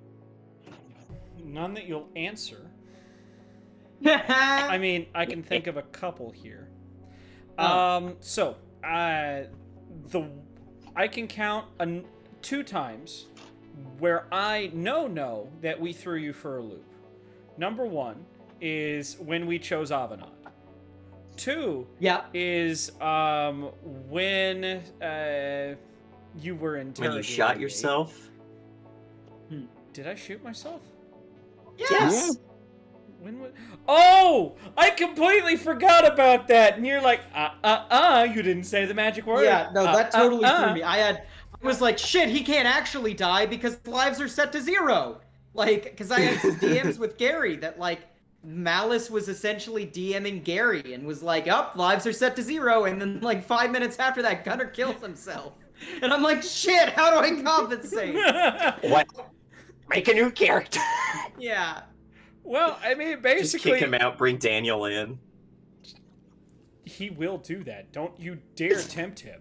He will do that. It's too late now. Don't worry, the bad Severovo DM can't hurt you anymore. I mean, he could. For now, until he runs something I ask else. This question. Uh-huh. Hold on, that door locks. One moment. I'm doing this too. I'm doing a man of this. peace, Gunnar. I was gonna say, Mike has fucking rushed into your room before, buddy. He'll do it. I'll fucking do it again. He will do it again. That I is don't know why. what you guys are talking about. All Mike, right. you've grabbed me, violently shaken me while singing rap song lyrics before. I think that you're not above breaking into someone's room. Was I drunk? A couple times. Not often. It happened Yeah, more no, than that's once. fair. That's fair. Yeah, it's happened more. That sounds about like me. So So yes, this question. Yeah, I know for a fact that Alice had more with Apollo firing than we initially let on. Mhm. My question is, how do I put this? Oh, actually, I guess there's actually a safe one. I'll just do that one instead. You can ask me multiple. Oh, I could ask you all night. Yeah. But I have somewhere to be in less than 12 hours. True. Fucking hell. Would Malice have been able to stave off the updates? Probably not. No, not at There all. was no No, way. but Go ahead. the whole point of that other ending was basically everything goes to null, right? The reason the episode is called Dividing by Zero is because that was one of the options, was zero. You know, stasis, absolute stillness. Is there something that, in your opinion, could have been... is there a door that would have been the best of both worlds here? No, I don't think so. I think that I specifically designed this to be a campaign that was hard, but on like a philosophy kind of level, like on a moral level. I mean, there's an entire reason I gave you guys a survey before the Yeah, game. I was gonna say. Yeah, and like there was all sorts of shit in there that like there were some questions that were red herrings, but a lot of the really important questions were ones that were fairly innocuous because I just wanted to get a temperature of your morals in general, right? Because I know all of you guys are like moral dudes. Gary, don't say anything. You know it's true. But We're still morally suspect. Okay, Gary. Anyway, no, I'm just fucking kidding. Fucking Gary. No, but I wanted to get a temperature of what specific types of morals you guys had. So that was so I could challenge them in this campaign and like really ask questions that you guys could chew on. Ooh, all right. I do have a question for you. Yes. That being the case, well, one, how did our interviews reflect your changes in this game or how you structure this game? And two, what do you plan on doing with those now? They are probably going to disappear. I have no real use for them anymore. I'll probably, if you guys want, I can do an exit survey, you know, but and then like show you how they stack up, you know. But other than that, I don't really have a use for them, and it seems vaguely unethical to just keep them around for shiggles, you know. As for how it shaped the game, ground up, completely ground up. Like the first thing I designed was Severovo, right, the town, and I had my basic spooky parameters like I always make. But every single one of the moral puzzles, every single one of the characters, everything like that was only kind of a vague cloud until you guys did your surveys, at which point I went, okay, these are going to be the most effective characters to play with, by my assertion, the most effective characters to play with, to kind of challenge or reinforce certain beliefs in you guys. Like, I really put a lot of thought into it, and when I said at the beginning of the survey, Projekt Severovo doesn't end until it ends, that was serious. Like, I wasn't always watching you guys, but I was watching a lot of your streams. And whenever we were hanging out, every once in a while, one of you guys would say something that I would go, you know what? That's something that I need to consider for Severovo. You know? Right. Mm-hmm. Um. Huh? So, as a fellow DM, Mm-hmm. what do you think you could have done better? What do you think? What would you have wanted more out of your players, if anything? Mm-hmm. And overall, how satisfied are you with how things turned out? I'm very satisfied. There's definitely a lot of things I could have done better, though. I could have fleshed out a lot more areas. Part of the problem with Projekt Severovo was I was throwing so many things at you guys, and I was notating them very well, but it was just so many things that whenever I would return to something, either you guys wouldn't remember what I was talking about, or you guys would bring up something that I hadn't fleshed out and just had as a minor thing, and then I would have to compensate on the fly. I think if I had structured it a little bit more, like not a lot more, I think the free flow did it more justice than it did disservice, but a little more structure could have helped it quite a bit, like stick up. As for things I wish my players had done more, you guys did awesome. I literally had no expectations for you guys other than to be yourselves. And I know all three of you are fantastic players. That's why I picked you guys. Like, specifically, you guys were my big three picks. The only player I wish I could have had would have also been Daniel, because I would have loved to see what he did with it. But other than that, like, no, like, specifically I chose you guys because I knew you guys on a personal level very well, knew how you'd react to a lot of things, but had just enough wiggle room to know you would surprise me. So I was pretty happy with it. Daniel gets hella philosophical, and I love it. Yeah, same here. He's very much like into that kind of bent of like, well, hold on. Let's deconstruct this real quick, which is something that I think would have been cool. But also, that's not saying that I didn't have a great time, because you guys did super amazing. I think your dynamic worked. Huh?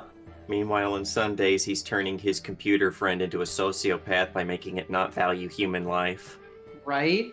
But no, I think that to kind of break down how the dynamic worked was I did not have to throw you too many bones, because Gunnar, you would immediately understand like the stakes of everything. And then James, you were a fantastic foil to Gunnar, because Gunnar would say something and then you just by your own nature would go, well, hold on. I appreciate that point, and I might even believe this point, but there are other things to look at. Hell yeah, I'm contradictory as fuck. And then Gary, you're my pocket philosopher. You're the guy who sits there and is quiet. And then the second we would get to like a really big point, or like you would point out the obvious shit that both Gunnar and James were missing, or even the not obvious shit, you would just be like, no, hold on, wait a minute. We haven't considered this thing yet, and this is a very valid thing to think about. So like, you have someone who identifies the problem, someone who foils the problem, and then someone who like asks the enlightening questions about the problem, and it worked perfectly. It was a great sync. I really liked it. I would also like to state that I feel as though it wasn't always the same people filling those same roles every time. Right, that was the majority, I think, but I do agree. Everyone filled each one of those roles pretty well. And I actually never got to ask my question to Gunnar. Gunnar, my question to you, you were the first person who the fourth wall break happened to. How was that? Because I know it affected you at the time. So, what's interesting is, yeah, it really did affect me. But it didn't affect me in the, oh, I knew where this, it didn't affect me in the, holy shit, where did that come from, is it affected me in the sense of, hey, I just realized this is probably a thing. And if you remember, the reason you gave my name is because I asked an intentionally meta question. That's another one of those things, Gary, me poking the bear is a lot of times it's because I actually mean to poke the bear. You are great for poking the bear. So, you upped the ante and he called your bluff. Yeah, pretty much. And so, well, I called his bluff, and then he said, no, there was no bluff in the first place. Stop it. Full house. The house always wins, Gunnar. So, that being the case,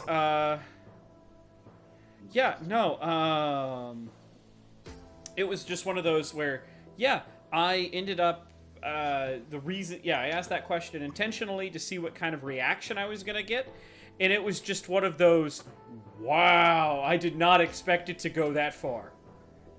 Yeah. I was right, and Hell yeah. you've told me yes, but you went so much further beyond. So yeah, no. Oh, it's- Go ahead. I was just gonna say, yeah, no, that was really fun because that was the other thing I knew about you is like you know me and my DMing style really well. So you were like, what is the logical conclusion of Michael's DMing style? Is it asking him directly a question? Oh fuck, it is, and he's doing it. Like, Yep. Here's a So- question for you then. What were some unique challenges or fun things that you had in breaking the fourth wall for each of us individually in our own way? so Gunner, I just knew it would be instant shock value, and I knew that it would like change the way you guys looked at the game immediately, right? Like that was the whole point, and that was super fun to do because all I had to do was say one thing, and then even the character herself kind of denied it for the rest of that conversation, right? Like the whole idea of a mystical old woman who knows all the sort of thing, to the point where she's so mystical she defies the game, right? That was super fun. Gary, it was really fun to have you as an interlocutor with Malice because it was the first time that like I as the GM could speak frankly to you as the co-GM about the shit that was going on and your reaction to it and kind of challenge you on what you had done for the game so far and how you viewed it. You know what I mean? So that was that was very fun because I just basically got to be like, all right, Gary, so where do we stand at this point right now? You know what I mean? Which was super enlightening for what I needed to do for the rest of the game. And James, I knew that like I was going to be able to up the anxiety because you are a very reactive player, which I love a lot. I love GMing you because if I give you something, you just eat it up and you invest your actual self into it. So getting to do just this very much like, no, this is my wheelhouse. This is a surrealist horror moment that is just genuinely unsettling, and I'm working with a player who is going to lean into that unsettling and maybe a little unsettled themselves. Was a great time. A little I loved bit. that. Yeah, no, that's totally fun. The only place I think I dropped the ball a bit was I don't know if Cosmic Mike needed to be in this campaign, but I felt at a very I like strange Cosmic point. Yeah. Mike. I No, that- also like Cosmic Mike. That felt go like ahead, the Gunnar. last point where we had like, all right, shit's gonna get fucking real, but yeah, He warned us. you can do Yeah. it. You know, it's basically the. Yeah. Well, and also it was Um, that tension. There was that tension, and then all of a sudden, boom, just a little bit of a release. And he's like, "Hey Yeah. guys, it's only gonna get worse from here, but chill. We got a moment. What's up? How you doing? You each. Yeah. Actually, don't ask me any You each- questions because those are your questions." Yeah, and I actually really enjoy like I love so first of all, I'm calling him Cosmic Mike not because I invented his name as Cosmic Mike, but that's just what James and Gary and Gunnar have taken to calling him, and now Daniel calls him Cosmic Mike as well. I picked it up because Gunnar and James. Yeah, He's it's- Cosmic Mike. He basically is me. It's basically the most direct way a game, like I as the game master, can pop in and go, hey guys. But I felt super stuck at that moment because we were about to transition into the next point, and I didn't have a clean transition for it. So I literally just was like, okay, fuck. I'm just going to talk right to them. I was worried that was a little clunky. But other than that, I think all my fourth wall breaks were really fun. I had a great time with them. Yep. A very minor question. Yar. Why did you pick those two characters specifically, Dove and Saladon? Because they were easy to make into a thinly veiled metaphor that Fair. also had poetic feel to it. That's fair. Because you were currently playing Dove, and the character I almost always associate with you as like the closest character to your own personality is Celadol. For sure. Aww. Yeah, no, Excited. total sweetheart, heart of gold, runs away from things that he feels is a problem that the rest of the world look at and go, "No, man, you did what you had to do," you know. So yeah, no, I Also definitely secretly a mastermind. yes. Good. But At least that you know that. yeah, of course. No, James, if you don't end up being the person who causes my funeral, I will be sad. Jesus. But yeah, I thought I live on could a make a perpetual motion machine. I didn't think that he'd put alcohol in it. I thought I could make a perpetual motion machine. I didn't think he'd kill the Titan. No, so yeah. Let's see. Oh, go ahead. I think it's the last question. I don't know. But I haven't actually asked you a question yet. Oh yeah. So I'm gonna go ahead and ask. Yeah, I'm gonna go ahead and ask, and say, which, and this might be a question that I think only you would understand, maybe. Mhm. Which layer did you have the most fun designing? Oh, it definitely had to be layer 3, for sure. So I can reveal my hand at this point for this. This does not, like, you guys already kind of know this, but the way I structured this campaign is there was three layers of reality. There was the Severovo layer, in which you are all Russian soldiers in Severovo, spooky shit's happening. There was the Svaka layer, which is you guys are actually simulation test candidates who have been thrust into the real world. And then there's the reality meta layer, in which we are all players playing the game Projekt Severovo. We are all ourselves. This is just reality, and it is part of the story now, right? And getting to play around on layer 3 was my favorite part, because every once in a while I could just disengage from the other 2 layers and just go, hey, so like as a player, think about this. Or like, hey, as a player, your character does and doesn't matter. Like, you know, I could just throw out whatever the fuck I wanted to throw out, and you guys had no choice but to look at it and go, shit, I guess we gotta think about that. You know what I mean? I mean, there was always the option of just leaving the table. Yeah, exactly. was. No, that also could have been an ending. It would have been a disrespectful ending that I would have cried at, but it could have been an ending. You're like, the thing's pulling. We're like, all right, guys, Shit. The only way to win is to not play at all. there was a little. had- There were a few times in the game where I was like, what if we just don't play? What if we just don't play by the game? Then we win. Yeah, we win in yeah. a very spiteful way. And that was, We win. by the we way, go ahead. We win it. Win Go ahead, by. Gary. I was gonna say we win by win it pause Yeah. because we can't lose if the game's paused. Yeah, so that was really hard to navigate. That was one of the greatest challenges I think I had in this campaign, was navigating the fourth wall meta layer, because that was the only place I had no control, right? Like, you don't have control on the the fact that you are James and you are Gunnar and you are Gary, and James, Gunnar, and Gary are going to do what they want to do when faced with a problem. I could not factor anything. You know what I mean? Like, that was probably when I gave up the most control throughout the campaign, was anytime I broke the fourth wall, you know? Yeah, it's hard to do that. It's hard. Trust me, it's hard to do that bombing civilians. It wasn't even me! No, The most interesting layer is the one that has the least control and the most design. Oh, yeah. Yeah, no, I'm also going to tell you guys, I read 2 metaphysics books and way too much philosophy pretty much consistently throughout this game. Like, I believe that. it was... I genuinely believe that. It was a lot. I feel like I have grown as a person just through the materials I read to run this campaign, which is cool. That's fun. so you more of a Tolstoy person or more of a Dostoevsky person? Dostoevsky, for sure. Because I It's find them hopeless. both long-witted and boring. No, I agree, but I mean, literally the theming for this, the first chapter, or the first layer, was Russian existentialist, so, you know, you gotta be good at it.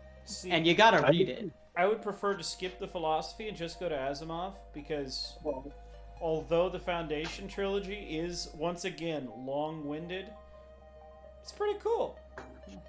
It's an entertaining read. I find it bad that the only Russian novel I've ever read where I wasn't bored to tears was Lolita, and I was thoroughly disgusted through all of it. Jesus. No, hold on, is Vladimir Nabokov Russian? I'm pretty sure if he's not Russian, he's Ukrainian. Which are they're very much Russians. Wow. Yeah, Don't right? you dare say that to a Slav's face over there. What are they gonna do? Crimea River? No. No. You're right, he was probably Russian stab American. you with a kitchen knife. Do it, kill me, give me the release I desire. With an Yeah, assault he- chef's fuck knife, you. because who needs a chef's knife? I was Yeah. gonna say they'll fuck you up with a rusty spoon, dude. Mm-hmm. Or better So yet, he was they'll Russian. just use house cleaner. Yeah. So here's the last two questions. I'm gonna wrap into one question, and they're gonna be a kind of challenging question, but worry not about my feelings because I wish to learn. Fuck, nerd. Yeah, right. Thank you, Gary. I am going to learn to not ask for your opinion. No, I'm just kidding. It was a Um, question. No, so my question to each of you is, how would you rate this campaign overall, just however you would define that rating? And then the second part of that question is like, what is something you think could have been improved, worked on, or something along those lines? I'll start, I guess, since we're Excellent. doing that. Well, I would definitely. So, just out of comparison of every campaign I've ever been a part of, that's gonna be a 10, and there are only 2 other games in my mind that I've ever given a 10. Ooh, what are those games? Yeah. Something I wish was better. Something if I needed a change, let's see here. Something we will try to season 4. Well, no, I really feel like this is kind of a good. So the thing is, the story doesn't end here, obviously. But I think someone in this room once mentioned the idea of, if you're not writing the most interesting story in your universe, why are you writing this story? And I think this was the most interesting story in that universe at this moment in time. Oh, yeah. And I don't think there's really, not necessarily a story worth telling, but it's not a human story and not one well conveyed through RPGs. You know, at least, so there's that.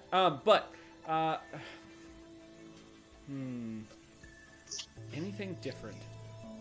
I mean, where was my goddamn beach episode, huh? I needed a goddamn beach episode, man. The Hey, beach no, hey, episode was dude. watching fucking Chuck Diggum. no, not Chuck Diggum, the fucking, the movies. Oh, watching, God, what's his fat ass's name? Steven Yeah, Seagal. Yeah, Steven I- Seagal, thank you. Are there Dude, why did I beaches fucking in like- any of those movies? Yes. Probably? Dude, Are why there? did I fucking automatically... Dude, we had this game a week ago and I already fucking blocked out his name. Steven Yeah, Seagal, right? yeah. Me too. Because an he's Steven Eldritch Horror. Seagal and his movies are trash. I would agree with that sentiment. Dude, it's so bad. And also, fucking Aikido is not a real martial art. Don't fucking at me. And if you do, don't try and attack me with Aikido because I don't fall for fucking, like, fake pressure point bullshit. And I will punch you. Oh, you And don't not fall do for the anything. Vulcan nerve pinch? Yeah. Like, you could probably punch me because you're in better shape and hurt me, but if you're gonna try and do this no-touch bullshit, I'm not going to fall down. I'm not going to get hurt by no-touch. Aikido's fake and bullshit. Anyway. Okay. So yeah, so- it needs an actual ahead. beach episode where we're on the beach and we can like be on a beach. It needs a beach episode. Take that as Gunner, you Go will. into a Every game volleyball needs a tournament beach against episode. Malice. Every Gunner, game needs a Gunner, beach you've episode. You've forgotten something very important. Uh-oh. We're in an ARG. We can upload a beach texture pack, dude. This motherfucker's Minecraft. I swear. Dude. It, So, yeah, James. I'm going by the tiers master system Okay. because the internet really likes those, and I think that'll improve our SEO. Oh, of course, Um, naturally. Best Severovo moments rank F to S++. No, I'd definitely give it an going from like S to E.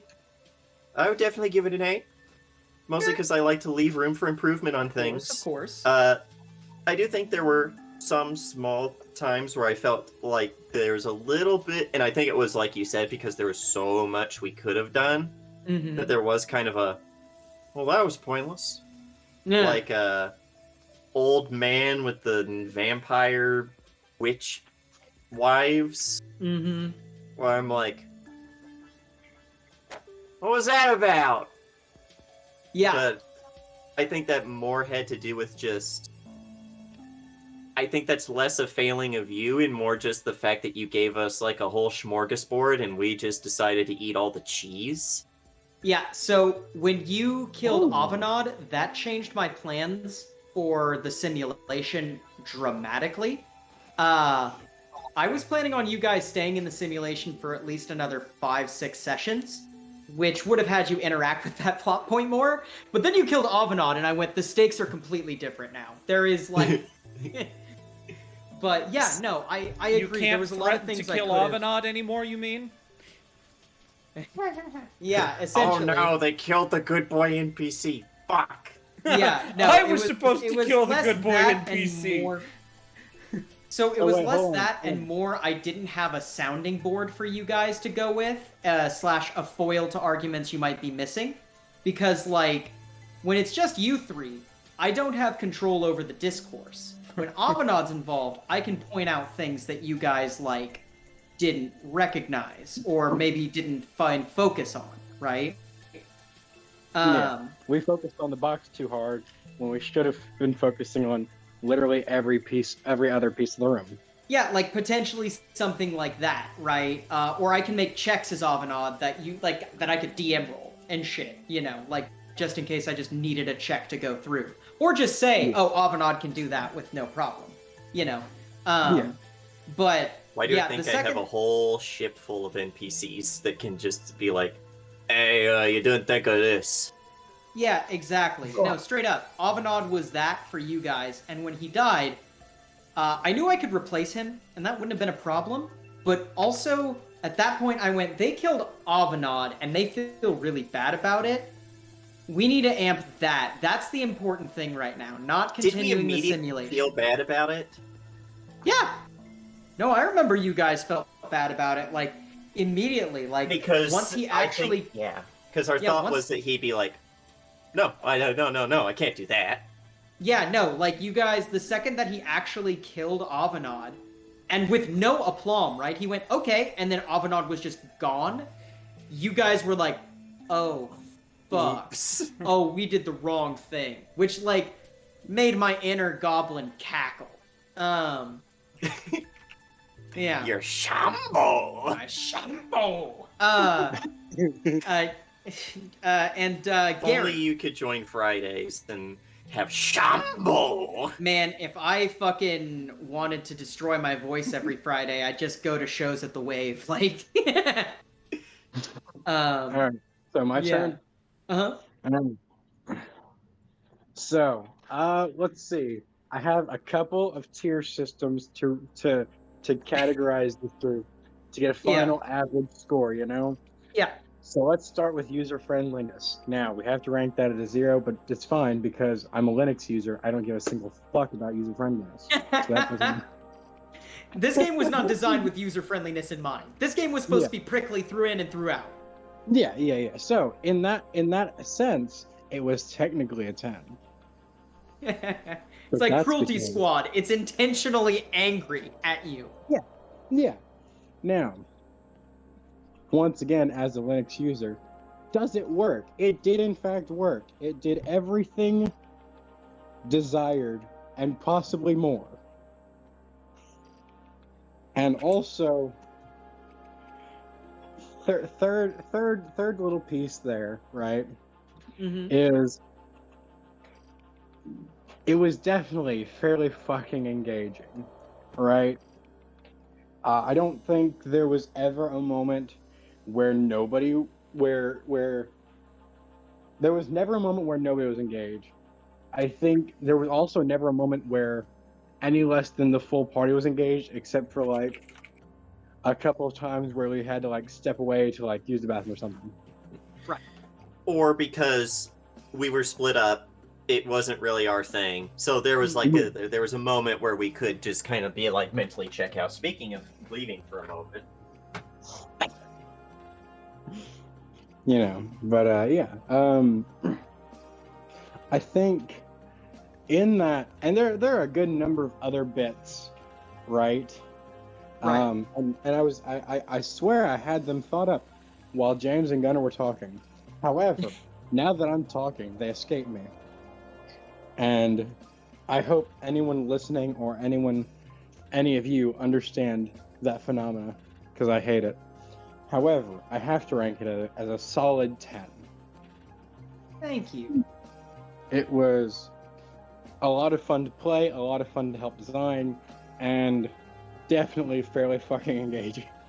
Yeah, I appreciate that. Was there anything that you think could have been better that I could improve on as a DM? Let's see. He's bad because I'm not the person who gave him a 10 out of 10. I gave him an A when I could have given him an S.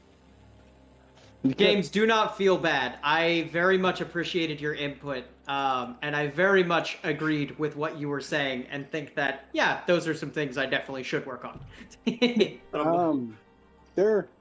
There's I think the only thing I can think of immediately, and there might be something I can think of later if you had asked me after the session, where like I've had a couple hours to think on it. Sure. You know, I might be able to give a more detailed answer. One thing that I can think of from this session is cohesion. Not cohesion. What's the word for it? Fuck. It was the part where we were trying to get the names across. We were trying to figure out what was what with Alice and Malice, and then all of those things. We were trying to figure out which one would get deleted. Right.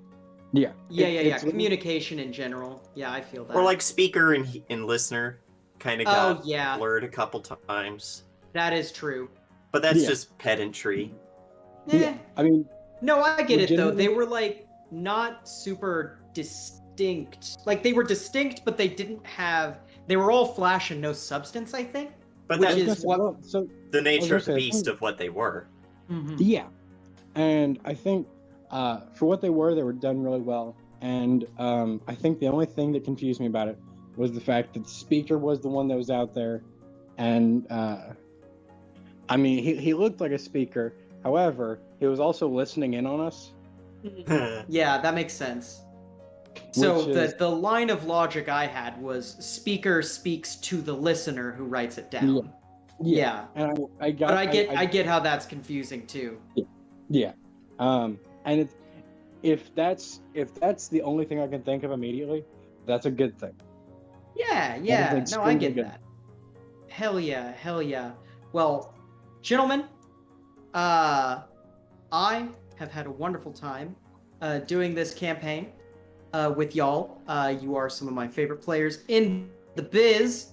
I would happily do pretty much any other campaign with you guys. Does anybody have any closing remarks before I do my closing remarks, and then we get out of here?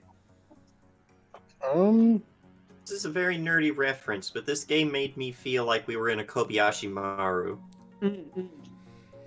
Not because it was a no-win scenario, but because you can tell a lot about a person not from how they live their life, but you can tell a lot of a person by how they react to their own death. I like that statement. I'm going to pretend to get the reference. Oh, that hurts almost think- more than the reference. Kids these days.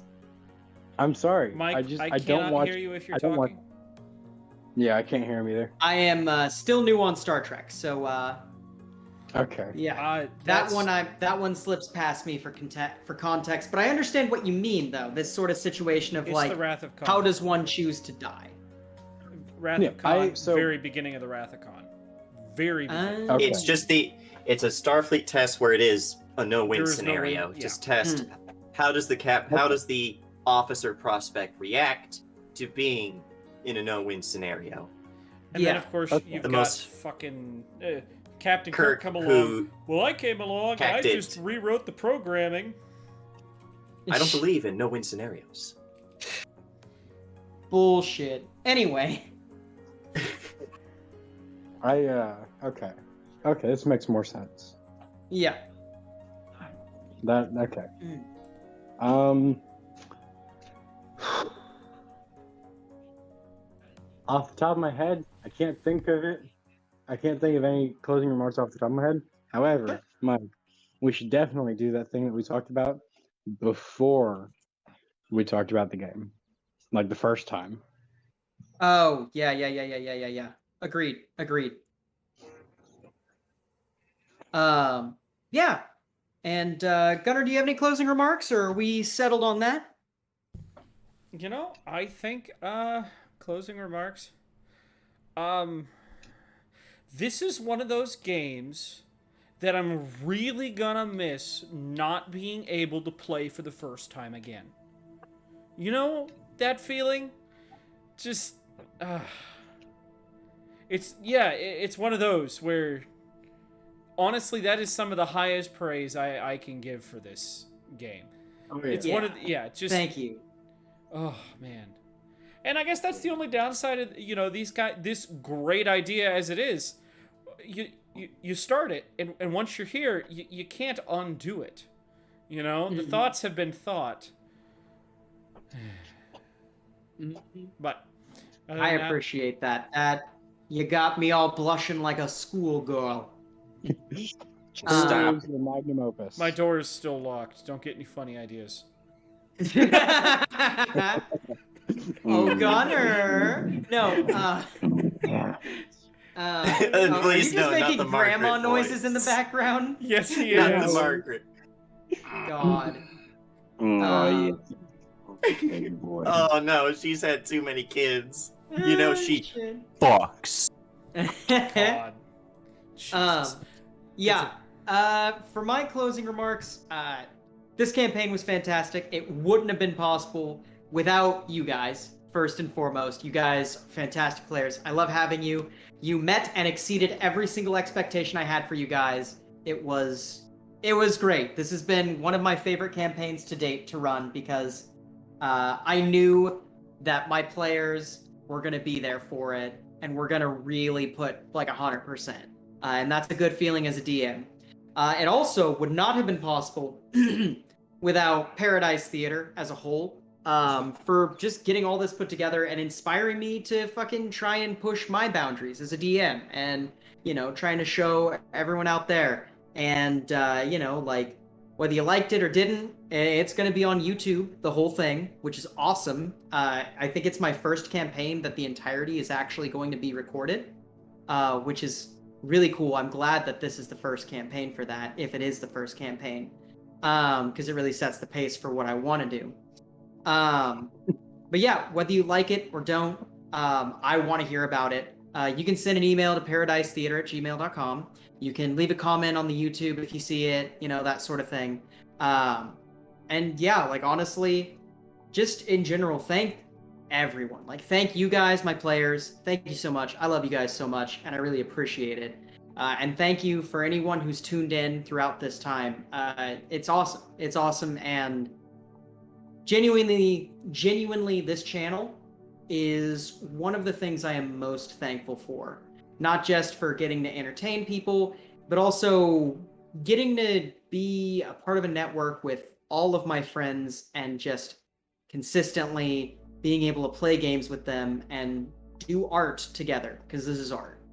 like all of us are doing art. It's great. I'm rambling sentimental at this point. So, I think it is time to do our sign-offs. Let us start with the man, the myth, the legend, the Gary. Howdy, kids. It is your local tech sport, and you've caught me here playing me, myself, and I for a little bit, I think.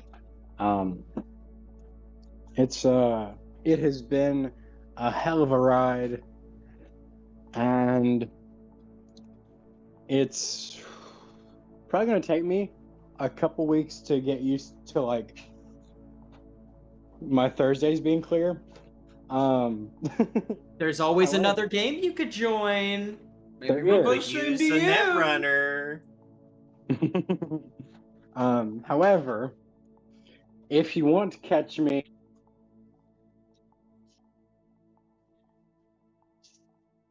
Oh no. How do we catch him? I was gonna say, we just lost him. Oh god, he's running away! He's my fridge! God, if you want to catch me, You leave better us on get- red. Oh. Nope, there he goes. There he goes. Well, my fridge is certainly Welcome running. back, Gary. if you want to catch me, run fast. Second, if you want to catch me on another game that I know for a fact that I'll be on, you can catch me on, I believe it's Fridays. I haven't actually played since it's been to Fridays, but soon, eventually, sometime, you'll see me on Fridays in Cosmos in the most horrifying family since. It's the Adams The family. aristocrats. Ha ha. Um, Oh, I love that. you know what? The most horrifying family since the aristocrats. I'll leave it up to you to figure out which telling we're talking about there. Now, I think that's it. Maybe. Okay, sick. Let's move on to Ranel. Are we French now? I suppose so. I think that's possible. Oui. Je m'appelle... However you managed to pronounce Gunner, I guess. But, Gunnar. Jean-Ger. or you can call me Gunnar. Sire Smith. And, well, let's see, you caught me Gunnar. for the last time playing Persona. You'll never Yeah. see it coming. So you're just gonna have to tune in and watch more of me playing the character that doesn't know what the hell they're trying to be. We picked up this like stray cat, out of a warehouse though. Probably like feed it like a bag of Doritos or some shit. Maybe some Mountain Dew. We'll see what happens to it. I guess. What the fuck game is this? Oh, this is New Amsterdam. Yeah. No, he picked up Scav. Oh yeah, he did pick up Scav. Yep. They've talked about the difference between cat and dog people, and this is very much a cat person situation. Yeah, we found it in the dumpster. We named it Dorito. Its favorite food is just licking the cheese dust off of Doritos. Such There's a only real two story, kinds of though. there's only two kinds of cat people: those who names their cat Mittens and those who named their cat Pot Roast. God. Yep. So, you should come take a look at that. You can also find us on... Oh, gosh. Find me... I haven't said this. I may have to cancel tomorrow. At the very least, I'm gonna need for us to start late tomorrow. James is already gone. And I gotta get out this memory, damn it! I That's okay. currently am still let's be nice and say I'm still working on things for tomorrow.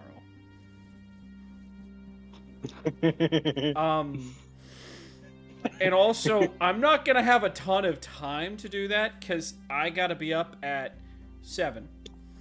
I gotta get there by 10. And it's a two and a half hour drive. Gotta be there by 10. I'm gonna work till 4, which means I'm not gonna get back until close to 7. So already that's starting 30 minutes late. I may have to cancel. And I know then- where you live. You do, and you can. Yes, please come and visit. Let me give you a hug, you fucking rag and He- bone man. He can give you. I- You can give him a hug, and then you can. I don't know. I guess take my pillow and smother me or something. I don't know.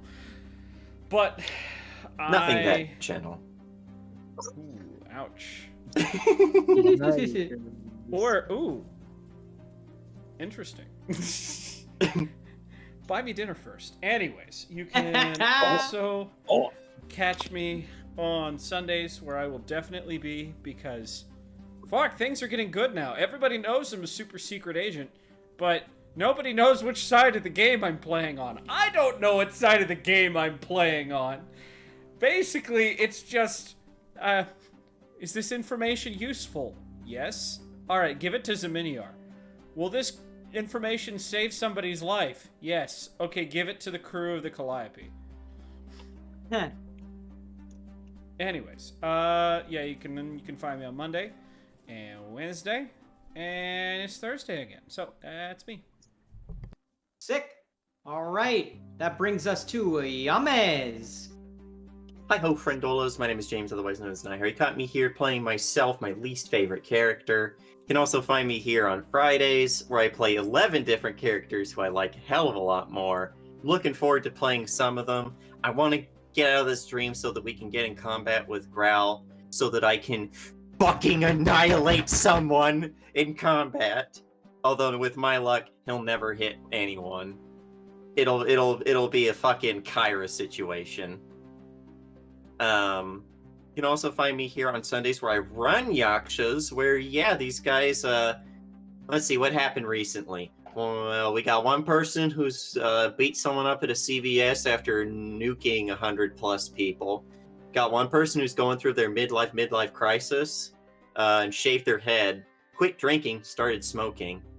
We got someone else who's like a quintuple agent at this point. I'm starting to just stop counting how many times they're going around the merry-go-round. And then we have someone else whose reaction to getting saved by a bunch of badass ladies was to start trying to hit on them. And he just got fucking shot down so hard. It was brutal. I liked it. So yeah, these guys are a bunch of misfits, and they're going to have to deal with some stuff this Sunday. You won't see me Mondays for a while, because it's just a once in a while thing. You can also find me here every other Thursday, though. Well, no, now it's just going to be every Thursday, because now it's going to be a full-time thing in New Amsterdam, where I play Dove, the solo of the team, who one of these days will show everyone that while they were hitting on their girlfriends, he was learning the blade. It's just one of those days. Or maybe I'll bring in Ekern, the tech, who I'll have to look at the rules some, but I want him to just have as many drones as he can and a machine gun. True. Very And that's fair. me. All right, and that brings it all the way back to me, ladies and gentlemen. So, hello everybody. My name is Mike, also known as Win 5 Get 1 Free. I'm the madman who came up with Projekt Severovo and executed it probably to the best of his ability. You can also catch me now every Thursday for New Amsterdam, my new baby, in which I run people through a hopeless gamut of capitalism. And then finally we get scheduling set together and we can play for New Amsterdam. But no, you can also catch me on Sundays would be next. Sundays where I play Frank. He's gone through a radical character change. He's currently with another band of Yakshas, with his current band of Yakshas. And he's kind of the cool kid in the room, you know. He just doesn't really give a shit. I would consider Frank the cool kid in the room right now. At least Frank would consider Frank the cool kid in the room right now. Of course he would. Yeah, well, here's the thing. Frank is a 56-year-old Yaksha pilot. Old and Yaksha are not things that go together. That's fair. Yeah, like fucking, at the very least, they have to listen to his Youngern speeches for 2 minutes before they can cut him off. And go, is this going anywhere? You can also catch me on Mondays where I play, I almost said Slef, Jesus Christ. It's me again! Back by unpopular demand. Yeah. Dude, I think he likes stuff. God. You can catch me playing ex-Paralictor Burnward, a man who helped a friend through a PTSD bout. He's not all bad. He's a soldier. He's had some hard times. He's been running with a rough crowd. Anyway, other than that, if you are currently watching on Twitch, thank you so much, I love you, but you can also watch us on YouTube at youtube.com/Paradise Theater. If you are currently watching on YouTube, thank you so much, I love you, but you can also watch us on Twitch live at twitch.tv/pair_o_dice_theater. That is the best way to stay ahead of the curve and actually watch our shows and VODs as soon as they happen. And if you are a fan of the hot and sexy world of scheduling, the hot, fast, and sexy world of scheduling, the interaction of outreaching towards your community to build something better, such as bad jokes about D&D, and you also like hot beams, catch us at Pear Theater. My name is Mike, also known as Win5, Get One Free, and I think we are going to end this one with an RIP Projekt Severovo. R.I.P. Projekt Severovo. Oh, and all the fern because there were dead ferns. R.I.P. fern.